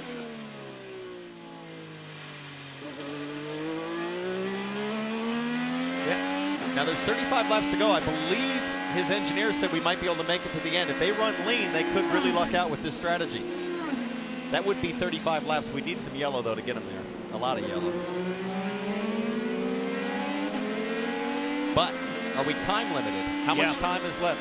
Yep, guaranteed 1 hour, 40-minute race. Time limit, that's for sure. Kelly, what do you have?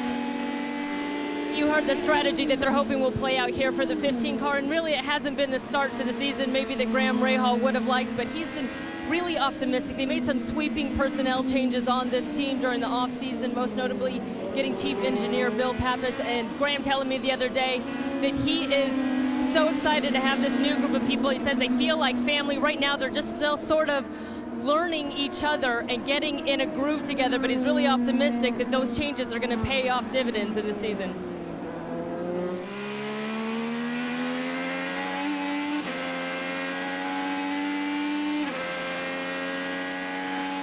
Back to the race leader. Here is Ryan Hunter-Reay with half an hour remaining in this race.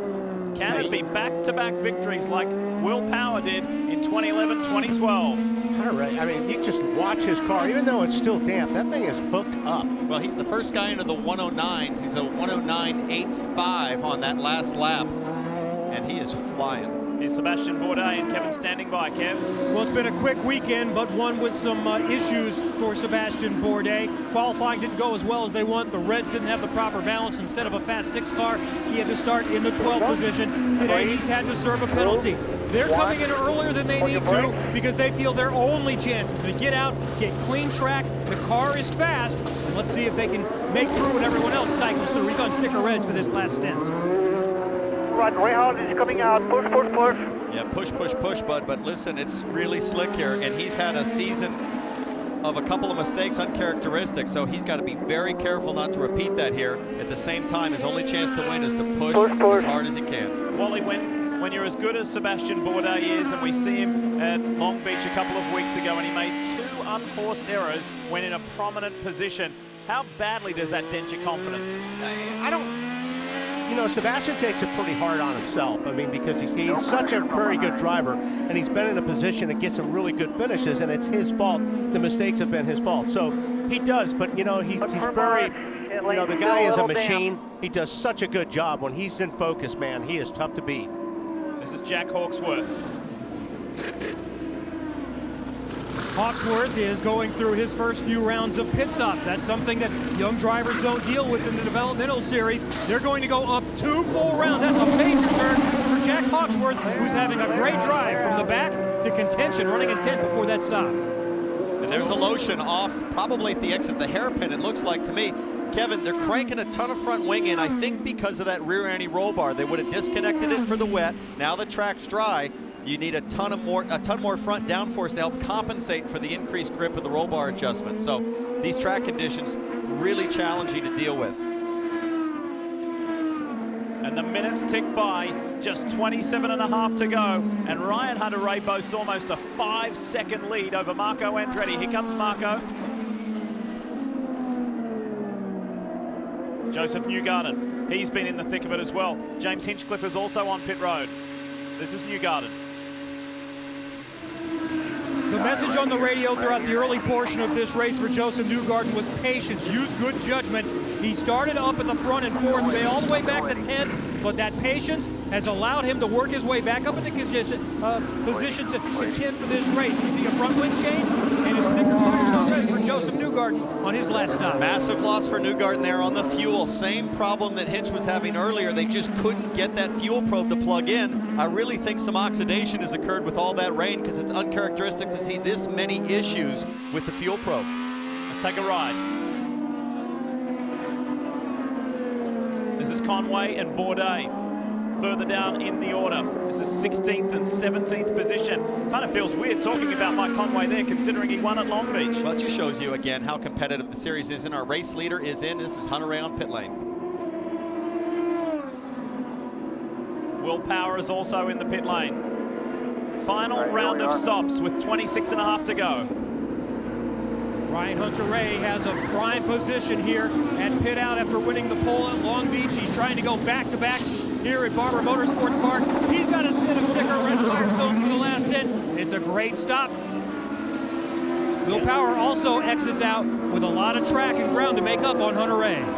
Yeah, that's how you keep your lead right there, is pit stops like that. And you know what I was watching was the fueler. It went plugged in just perfectly square and clean. Clear, all clear.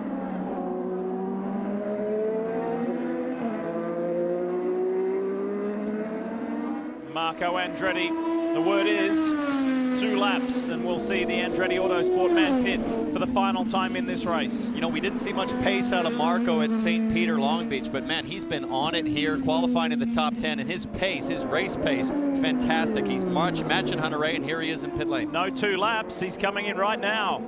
And we're going to watch this interval between he and teammate, and also where Will Power cycles through as well. Now, there was about a 5-second gap between Hunter-Reay and Marco, but keep in mind that Hunter-Reay had to come out on cold tires. Marco's coming out on cold tires, but he might be able to pull out right in front of him. Let's see. And Marco has been told on the radio before this to conserve the tires. They wanted to be sure that he kept his pace. That looks like a pretty reasonable stop for Marco. Now we watch the interval as Hunter-Reay sweeps by on the front straightaway. And this, Townsend, as you know, this is the tricky part right here. Where will he slot in now on these slick conditions? And it looked to me like Marco kind of banged his fist on the wheel, like he was upset with some sort of delay on the stop. Because Ryan's going to have, I think, a bigger gap on Marco before these pit stops happen. Yeah, it's not even close. There was definitely frustration there from Marco Andretti. I miss the old days when his dad Michael would throw that water bottle out. Remember, they would hand it on the pole, and oftentimes it would hit somebody in the head. Look at Saavedra all over Marco here.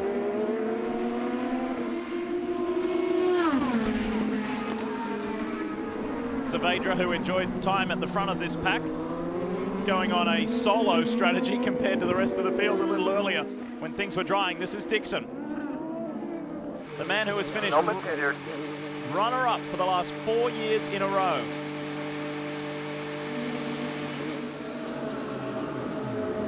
They are ready for Scott, and they're going to try. They saw right next door that Marco Andretti had an issue on his stop. They're going to see if they can better that time for him. And whoa, that was a quick one. That was sub 9 seconds.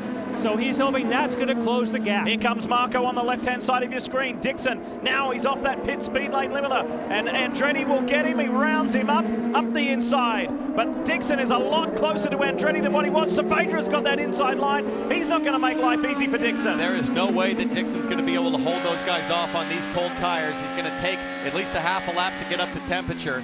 But man, he looked awfully fast out of the pits. Pagenaud was following too.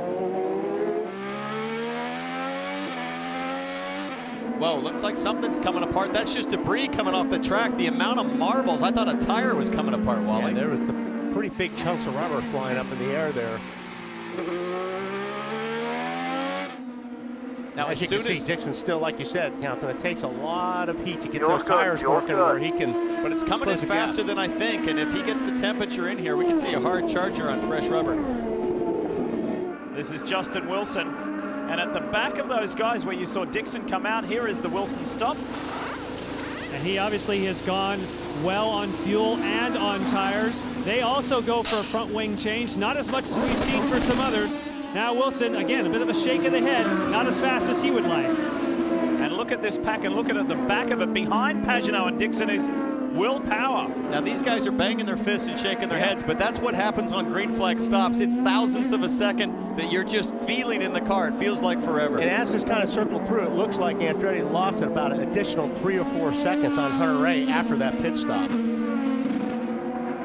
Marco felt the pressure and the frustration. He was sitting there in his mind too long. Watch him in the cockpit. Everything looks good, but the fueler is leaning in. Oh, it looks like there's some kind of issue inside the car. Maybe it's a radio problem. And who knows what exactly happened, but he's looking over like, you know, why are we taking so long? Great stops here from Dixon, from Pagenaud, and now Power has to try and play catch up. Saavedra's in the mix as well. How about that?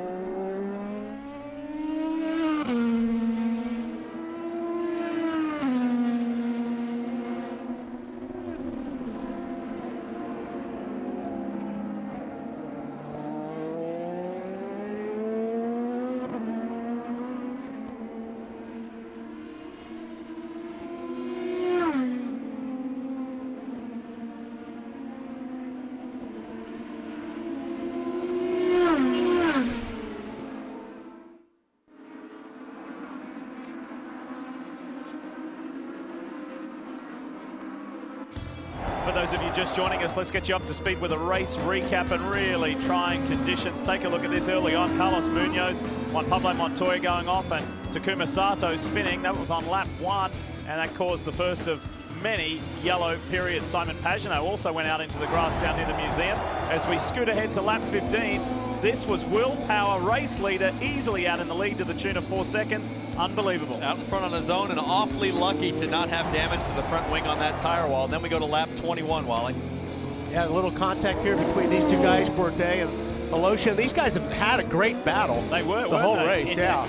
And it ended there. We go ahead to lap 22. Unbelievable. Elio Castro Neves thinks that this is his pit box because of the driver suit colors the pit crew have on. It wasn't. It was Justin Wilson's Dale Coyne crew. He was one stop too early. They look like a two-car team there. Then lap 27, everybody on a restart on slick tires. Here's Montoya off into the gravel. Got restarted. Currently, he's fallen back. Yeah, he's one lap down in 21st position. If you are Ryan Hunter-Reay, life is good as we check in with the Honda Indy Grand Prix of Alabama race summary. And RHR has been well and truly in control, but it is far from over for the podium places as we count down on minutes in this 1 hour 40-minute time guaranteed race. And a quick reminder, you can be part of Honda's fastest seat in sports sweepstakes. Just go to shophonda.com to sign up.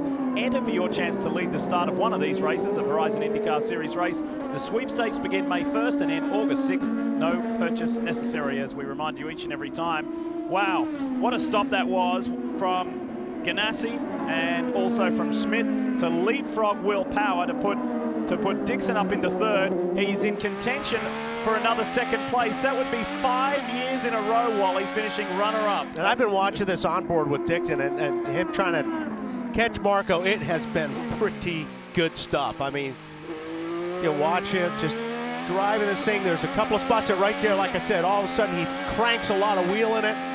He is pushing as hard as he can. Want to know what it's like to take a lap of Barber Motorsports Park with conditions like this? Turn up the volume. Here it is.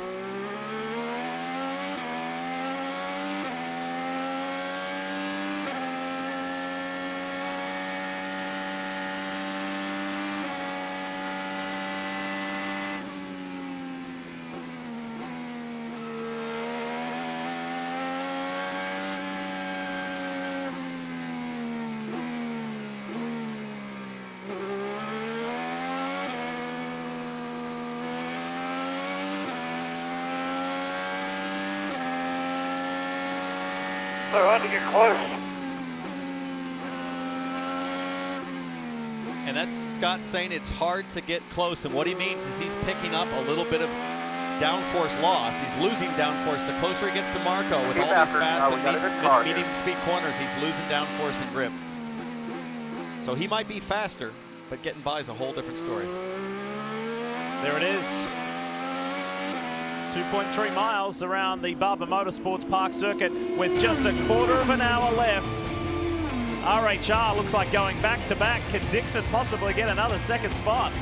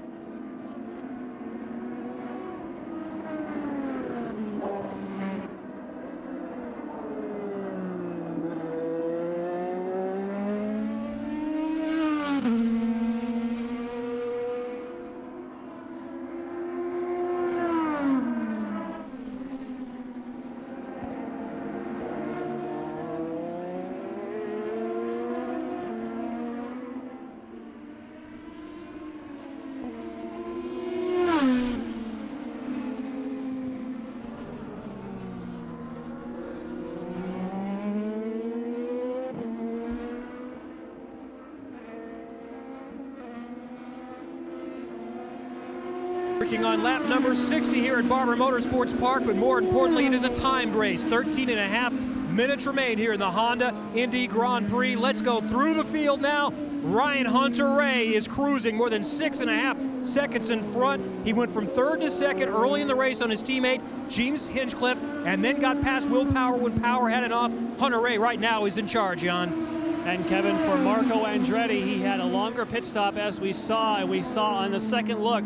They were trying to connect his radio to his helmet. The team is unsure as to whether that was successful. They lost a little bit of time. They wanted to be able to talk to him, but now you can see there's a gap between Marco Andretti and Scott Dixon. We also overheard on the radio that he was saying, I can't stay close.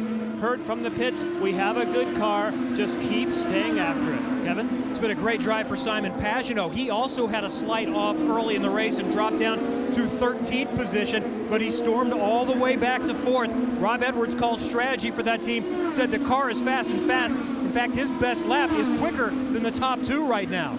Jan? And not the kind of day that Will Power was hoping for after being so dominant. You can see this gap as we wait for Will Power to come into the picture. He was on the radio initially when they took the slicks saying, I don't want slicks. I want to stay on the rain tires. But he had to switch because everyone else did. Justin Wilson, of course, has made huge gains as far as moving up the order, now running in 6th. Again, he loved his car in the cold of the test. Now he has a cold day to show what he can do.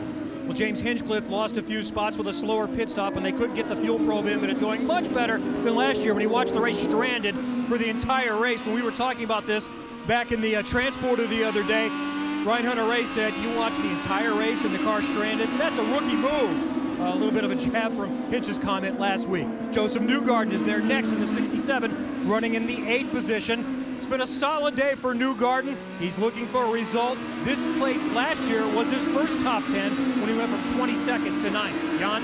And you talk about big movers. You talk about Tony Kanaan now up into the 9th position. He still has quite a bit of gap to close down. As you can see that there, he has some pressure from behind from Kimball. But what a great day for Tony Kanaan when he said just couldn't find any kind of balance on the car, Kelly.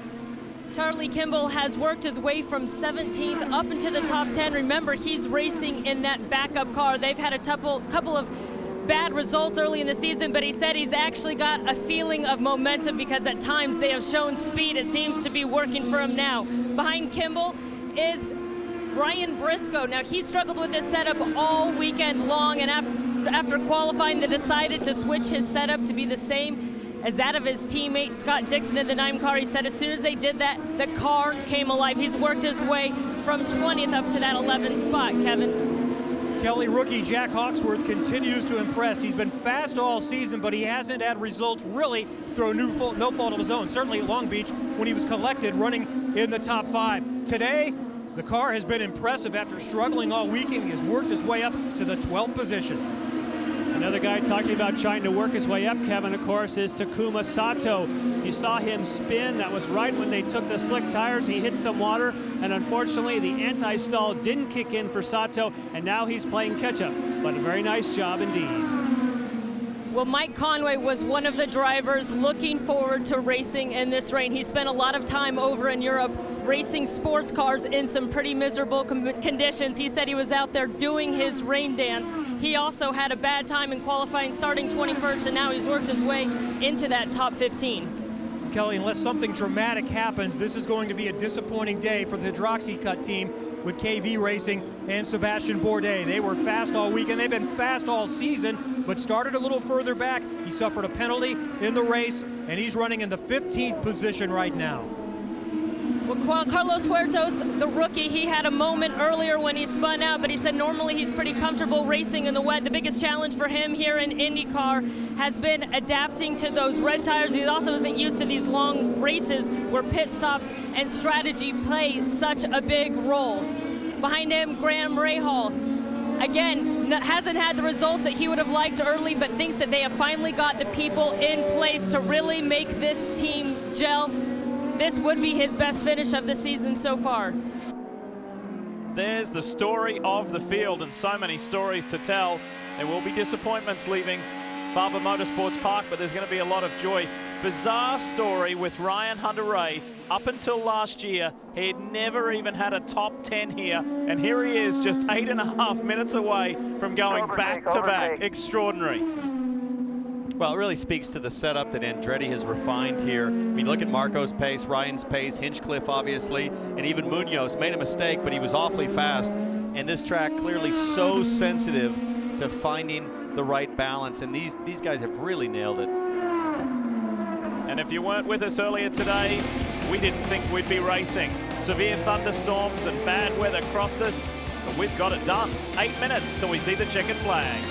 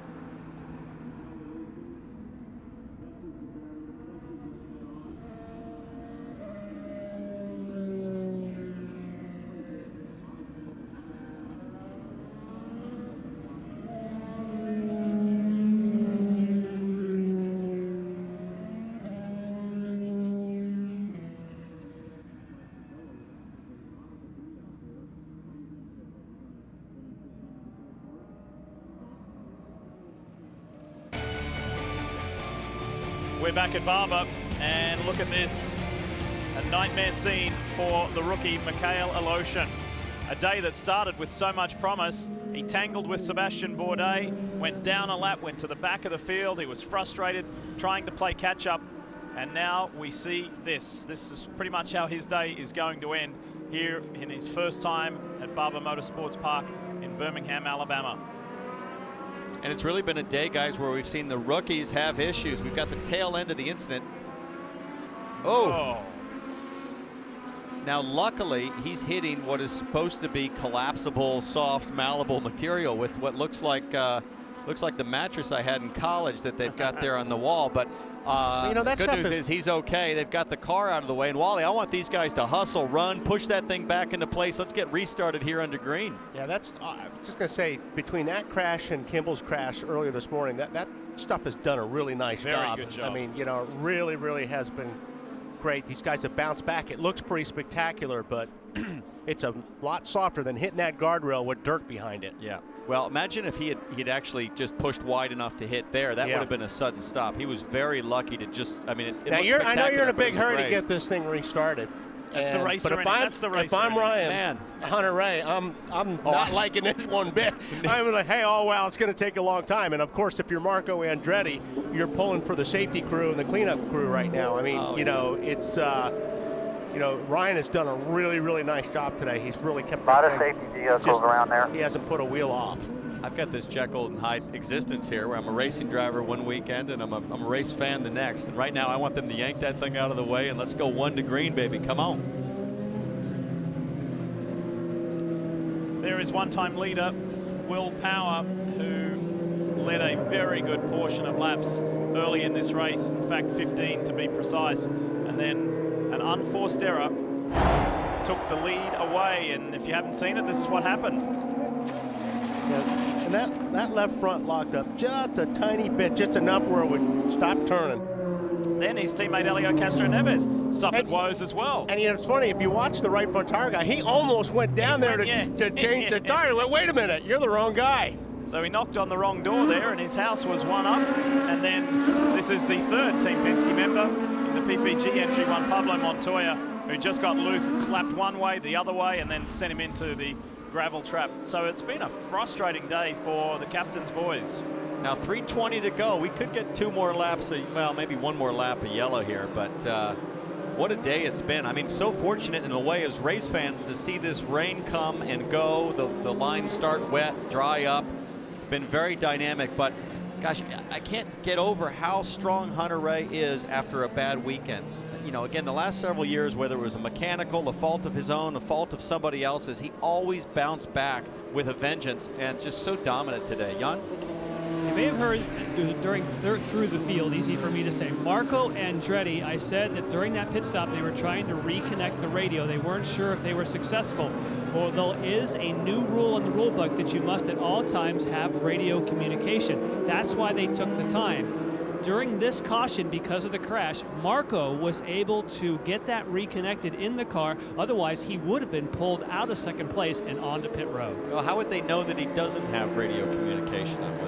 They can listen into all the channels. So if they call and they hear and he doesn't reply, or vice versa, that's the test. And there has not been a Andretti Autosport 1-2 since James Hinchcliffe and Ryan Hunter-Reay in Iowa last year. So nice way to turn things around for Marco Andretti after starting the season at St. Pete with a big collision, hurt his wrist, got knocked out of the race. I can see you shaking your head, Wally, when you see. Well, we had a little bet going on. That crane with the tires. I'm like, oh, they can pull this off. We can go green, and you're shaking your head like, no way. I don't think so. So this one will finish as is. And if you were with us a couple of weeks ago at the 40th running of the Toyota Grand Prix of Long Beach, we just saw a shot of Michael Andretti. He was extremely frustrated. So too Ryan Hunter-Reay, Joseph Newgarden after that incident late in the race. Today, though, it'll be celebration times for Michael Andretti and his organization. This guy is one of the busiest men in motorsport with this, Indy Lights, Mazda Road to Indy, USF 2000. He's got Global Rallycross, Formula E. Andretti Autosport is a massive organization. And a race promoter. Let's not forget, exactly. They've got Milwaukee, they've got Toronto, St. Pete. I mean, it's full time for these guys. So for Ryan Hunter-Reay, I just want to, while we got the time, I want to read this out to you because in the first race here in 2010, he finished 12th. In 2011, he finished 14th. In 2012, he finished 12th. And then he's gone win. No, I'll just bypass the podium and go straight to the top step on it. That's what Michael Andretti was hoping for. It could very well have been back-to-back wins in the rounds 2 and 3 here, but he'll take this one. And I think even more importantly is the Marco's run today. Those guys really needed, they seemed like they were struggling a little bit, certainly on Friday, and Marco's had a really good drive today.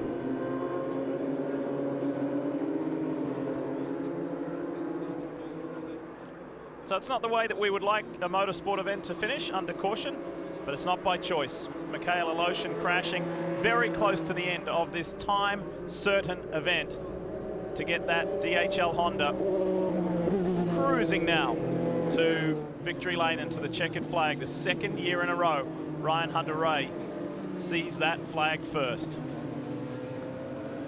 And for him, as far as the championship is concerned, that's huge. He's beaten the points leader, Will Power. He's beaten Helio Castroneves, who's ahead of him. He's beaten Simon Pagenaud, who's ahead of him. Now remember, coming up, the Stanley Cup playoffs continue here on NBCSN. The Ducks versus the Stars, Anaheim Ducks, Dallas Stars coming up as soon as we're done here from Barber Motorsports Park. That's just in a little over 10 minutes, bottom of the hour. Here it is. Great to get a win after last weekend. Great. Hell of a drive, buddy. Hell of a drive. 1-2 finish. 1-2 finish.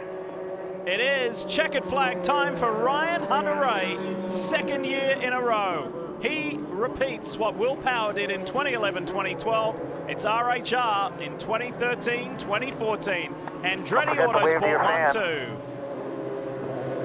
Awesome morning today, Ryan. Way to go. That was perfect. Awesome.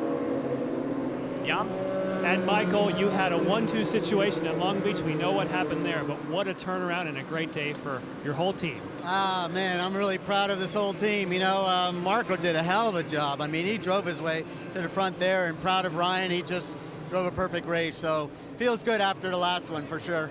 And today, patience was obviously a virtue because willpower looked like he had it handled, and Ryan held back. Did you guys discuss that strategy?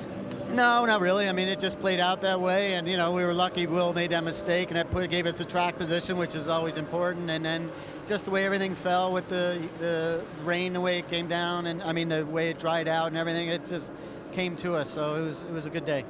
Definitely a great turnaround after Long Beach. The whole team obviously elated. A fantastic job for these two guys.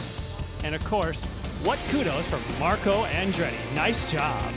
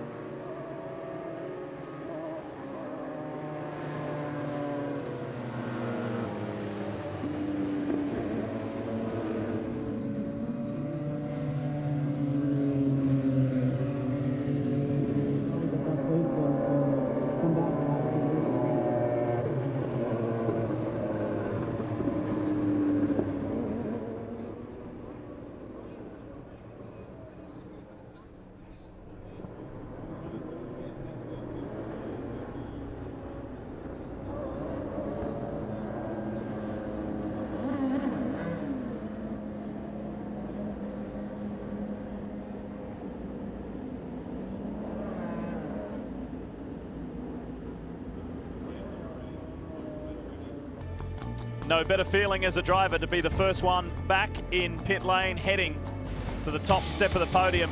And as a team owner like Michael Andretti, is no better feeling than to have a Team 1-2. Ryan Hunter-Reay did this a year ago.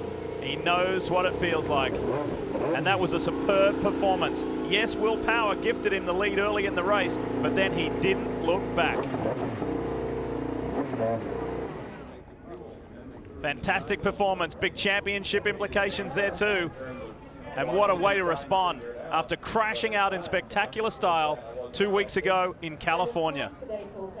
Ryan Hunter-Reay picks up his 12th IndyCar career victory on an incredibly eventful day. And there's Michael Andretti, the legend himself, congratulating his key man. What a relationship they've built up over the years. And we thought he was going to be good to go through, but then he had to stop again too. So it's not just us, Paul Page, if that makes you feel. And it's time to celebrate. There's Becky and Ryden, their son, ready to celebrate with Dad. I'm not saying that he probably had some good food service for where he was watching.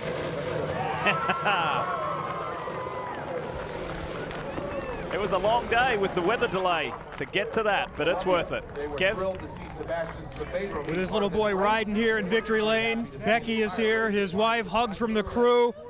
Ryan Hunter-Reay, for the second consecutive year, is a winner here at Barber Motorsports Park. You had a winning car, coulda, shoulda won at Long Beach a couple of weeks ago.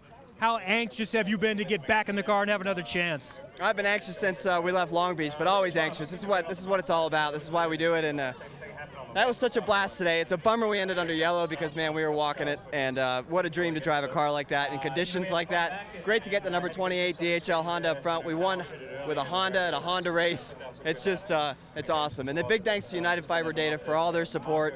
You know, last weekend should have been a great result, but we got it this weekend. So Firestone put on an amazing job today with the wets, going to the blacks, going to the reds. It was phenomenal. You know, we talked about patience with your boss, Michael, a little while ago. One of the big moves in the race was with your teammate earlier when you went from third to second after that first restart. Yeah, I mean, you know, going for it for sure, but it's always good racing with James, you know. We always have good, clean racing, and I just had a blast out there today. The race started to drag on a little bit there at the end when we were out there by ourselves, but you know, with the rain delay, things were kind of iffy today, and we got to start in the wet. It was tough for everybody today. How challenging was it when you went to the slicks? Oh, that was ridiculous. Yeah, that was horrible for everybody. It was like on an ice skating rink with sneakers, and but we brought it through. You know, the track started drying as we went, but it's just so awesome to see this car again in victory lane. It's early, but you're up to second in the championship, 18 points now behind Will Power. For the second year in a row, Ryan Hunter-Reay wins here in Birmingham. Kelly? Kevin, another big mover in the point standings is Marco Andretti. He finishes runner-up today, and Marco feeling a lot of pressure, I imagine, from Scott Dixon behind you. How'd you hold him off there at the end? Just put my head down and look forward. You know, awesome job to Andretti Autosport.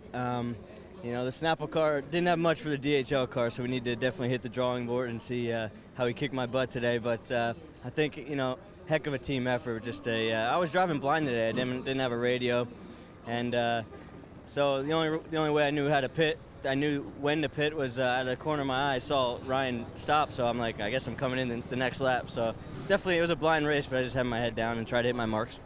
How important was patience in this race, particularly early on when it was really wet? Oh yeah, I mean, there was, you know, I could have very easily been one of the cars that didn't finish. I mean, we had a lot of moments. I'm not sure you guys had my onboard, but it was pretty fun. Not expect to see a move like that, a mistake, I should say, from Will Power. What did you think as you guys advanced by? He's human. He's beatable. All right, thank you, Marco. Marco Andretti with a very valuable and important and morale-boosting podium. And again, an Andretti Autosport 1-2. Reminder, Stanley Cup playoffs coming up when we're done here. When we return, more interviews and the wrap from the Honda Indy Grand Prix of Alabama.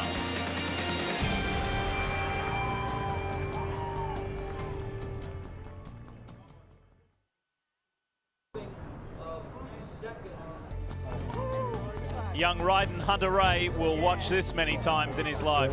High-fiving Dad in victory lane. Ryan Hunter-Reay, the winner of the Honda Indy Grand Prix of Alabama, and that certainly helps him in the championship points. Great result, 1-2 for Andretti Autosport, and Scott Dixon finishing third. Pagenaud was solid. Will Power, I think he'll review this as a day that got away. And Tony Kanaan, the Indy 500 winner, the defending Indy 500 man, going from 23rd to 9th. What a day for TK and also Charlie Kimball. But how about one of our podium men? Let's hear from Scott Dixon. And for Scott Dixon, it sounds kind of funny to say this is his worst finish here, being third after having finished every other year second. But it seemed to me that you had a great pit stop, you were right on Marco, but then you started to back up. What happened? Yeah, you know, the race was actually really fun. You know, I think with the wet conditions, there was a little bit of puddling and standing water, which made it, you know, pretty tough, especially in the fast sections around the back. But you know, it was one of those races where, you know, at the start of it, you just had to make sure that you kept it clean and stayed out of trouble. I think Elio got a bit greedy on that restart there and jumped us, which was a little bit frustrating because he sort of backed us up. But it was fun to race with Montoya there. He's making some pretty good turns there, you know, onto the front straight. But yeah, we tried to, you know, pull as much as we could out of it, and then kind of just burnt the front tires off the thing, trying to push so hard. And you know, congratulations to Hunter-Reay and good job by Marco. It was a you know, stand-up job, but I think more importantly, big thanks to the fans that all stuck it out in this weather. Well, congratulations. It's some good, valuable point-paying day for you. Thanks, man. Another solid top 5 finish for Simon Pagenaud. He's now third in the points, and Simon, you started 10th. Given the conditions, given that this is a difficult track to pass on, is this a success? Yeah, I think it was. I think it was a lot of fun, especially if you watch the onboard. I mean, the start was incredible, very treacherous and very wet also. It was very difficult to see. We had a little moment with Montoya at the start, and that got us back to 13th, I think. But the SPM team did a great job. The car was super fast, and I believe, you know, the Honda Power really helps us in those conditions. And hats off to them because the car was really, really fast today. The conditions certainly changed, though, from very wet and it dried out quite a bit. How was this team able to make the right adjustments to adapt to those conditions? Well, I don't know if we made any adjustment. The car was really good. So I just said, it's good, don't change it. But, you know, the car was really good all race, good front grip, good rear grip. The red Firestone tires worked really well for us. And on the wet tires, the car was really good at the start of the race. So I had a lot of confidence going, and I just wanted to go forward. You know, we missed qualifying, so I really wanted to go forward. And I think, you know, it's a good start of the season for us. Another solid day for the 77. Thank you, Simon. Showing consistency that can win championships, but boy, isn't Ryan Hunter-Reay on a roll. There he is, post-race media commitments and celebrations. It's a day for RHR. When we come back to Barber Motorsports Park, we'll wrap things up and then get you off to Dallas for the hockey.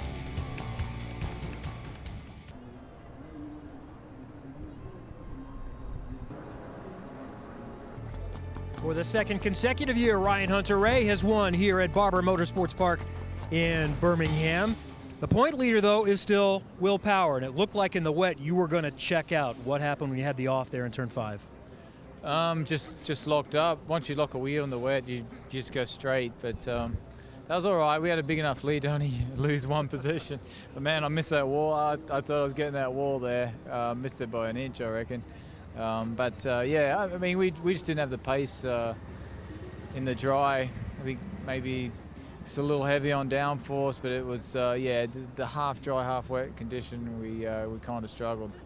Thanks for hanging out. Still a 5th place result and still the championship leader by 18. That's Will Power. And that was a lucky escape. Speaking of the championship points after 3 rounds, let's take a look. There's that 18-point margin. Hunter-Reay now second. Pagano, the consistency is amazing.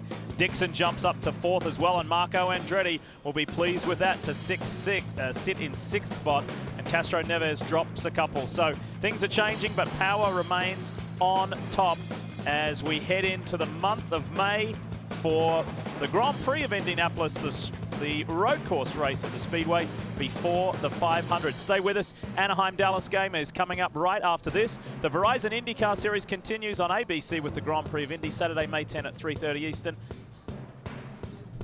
And we'll be back on Friday, May 23rd at 11 a.m. Eastern to bring you all the action from Carb Day from the Indianapolis Motor Speedway. For all you need to know about the Verizon IndyCar Series, be sure to log on to NBCSports.com. What a day it was with the rain, the lightning, the wet track, and then finally a back-to-back winner. We congratulate Ryan Hunter-Reay, back-to-back wins. For now, we take you to the hockey in Dallas. See you soon.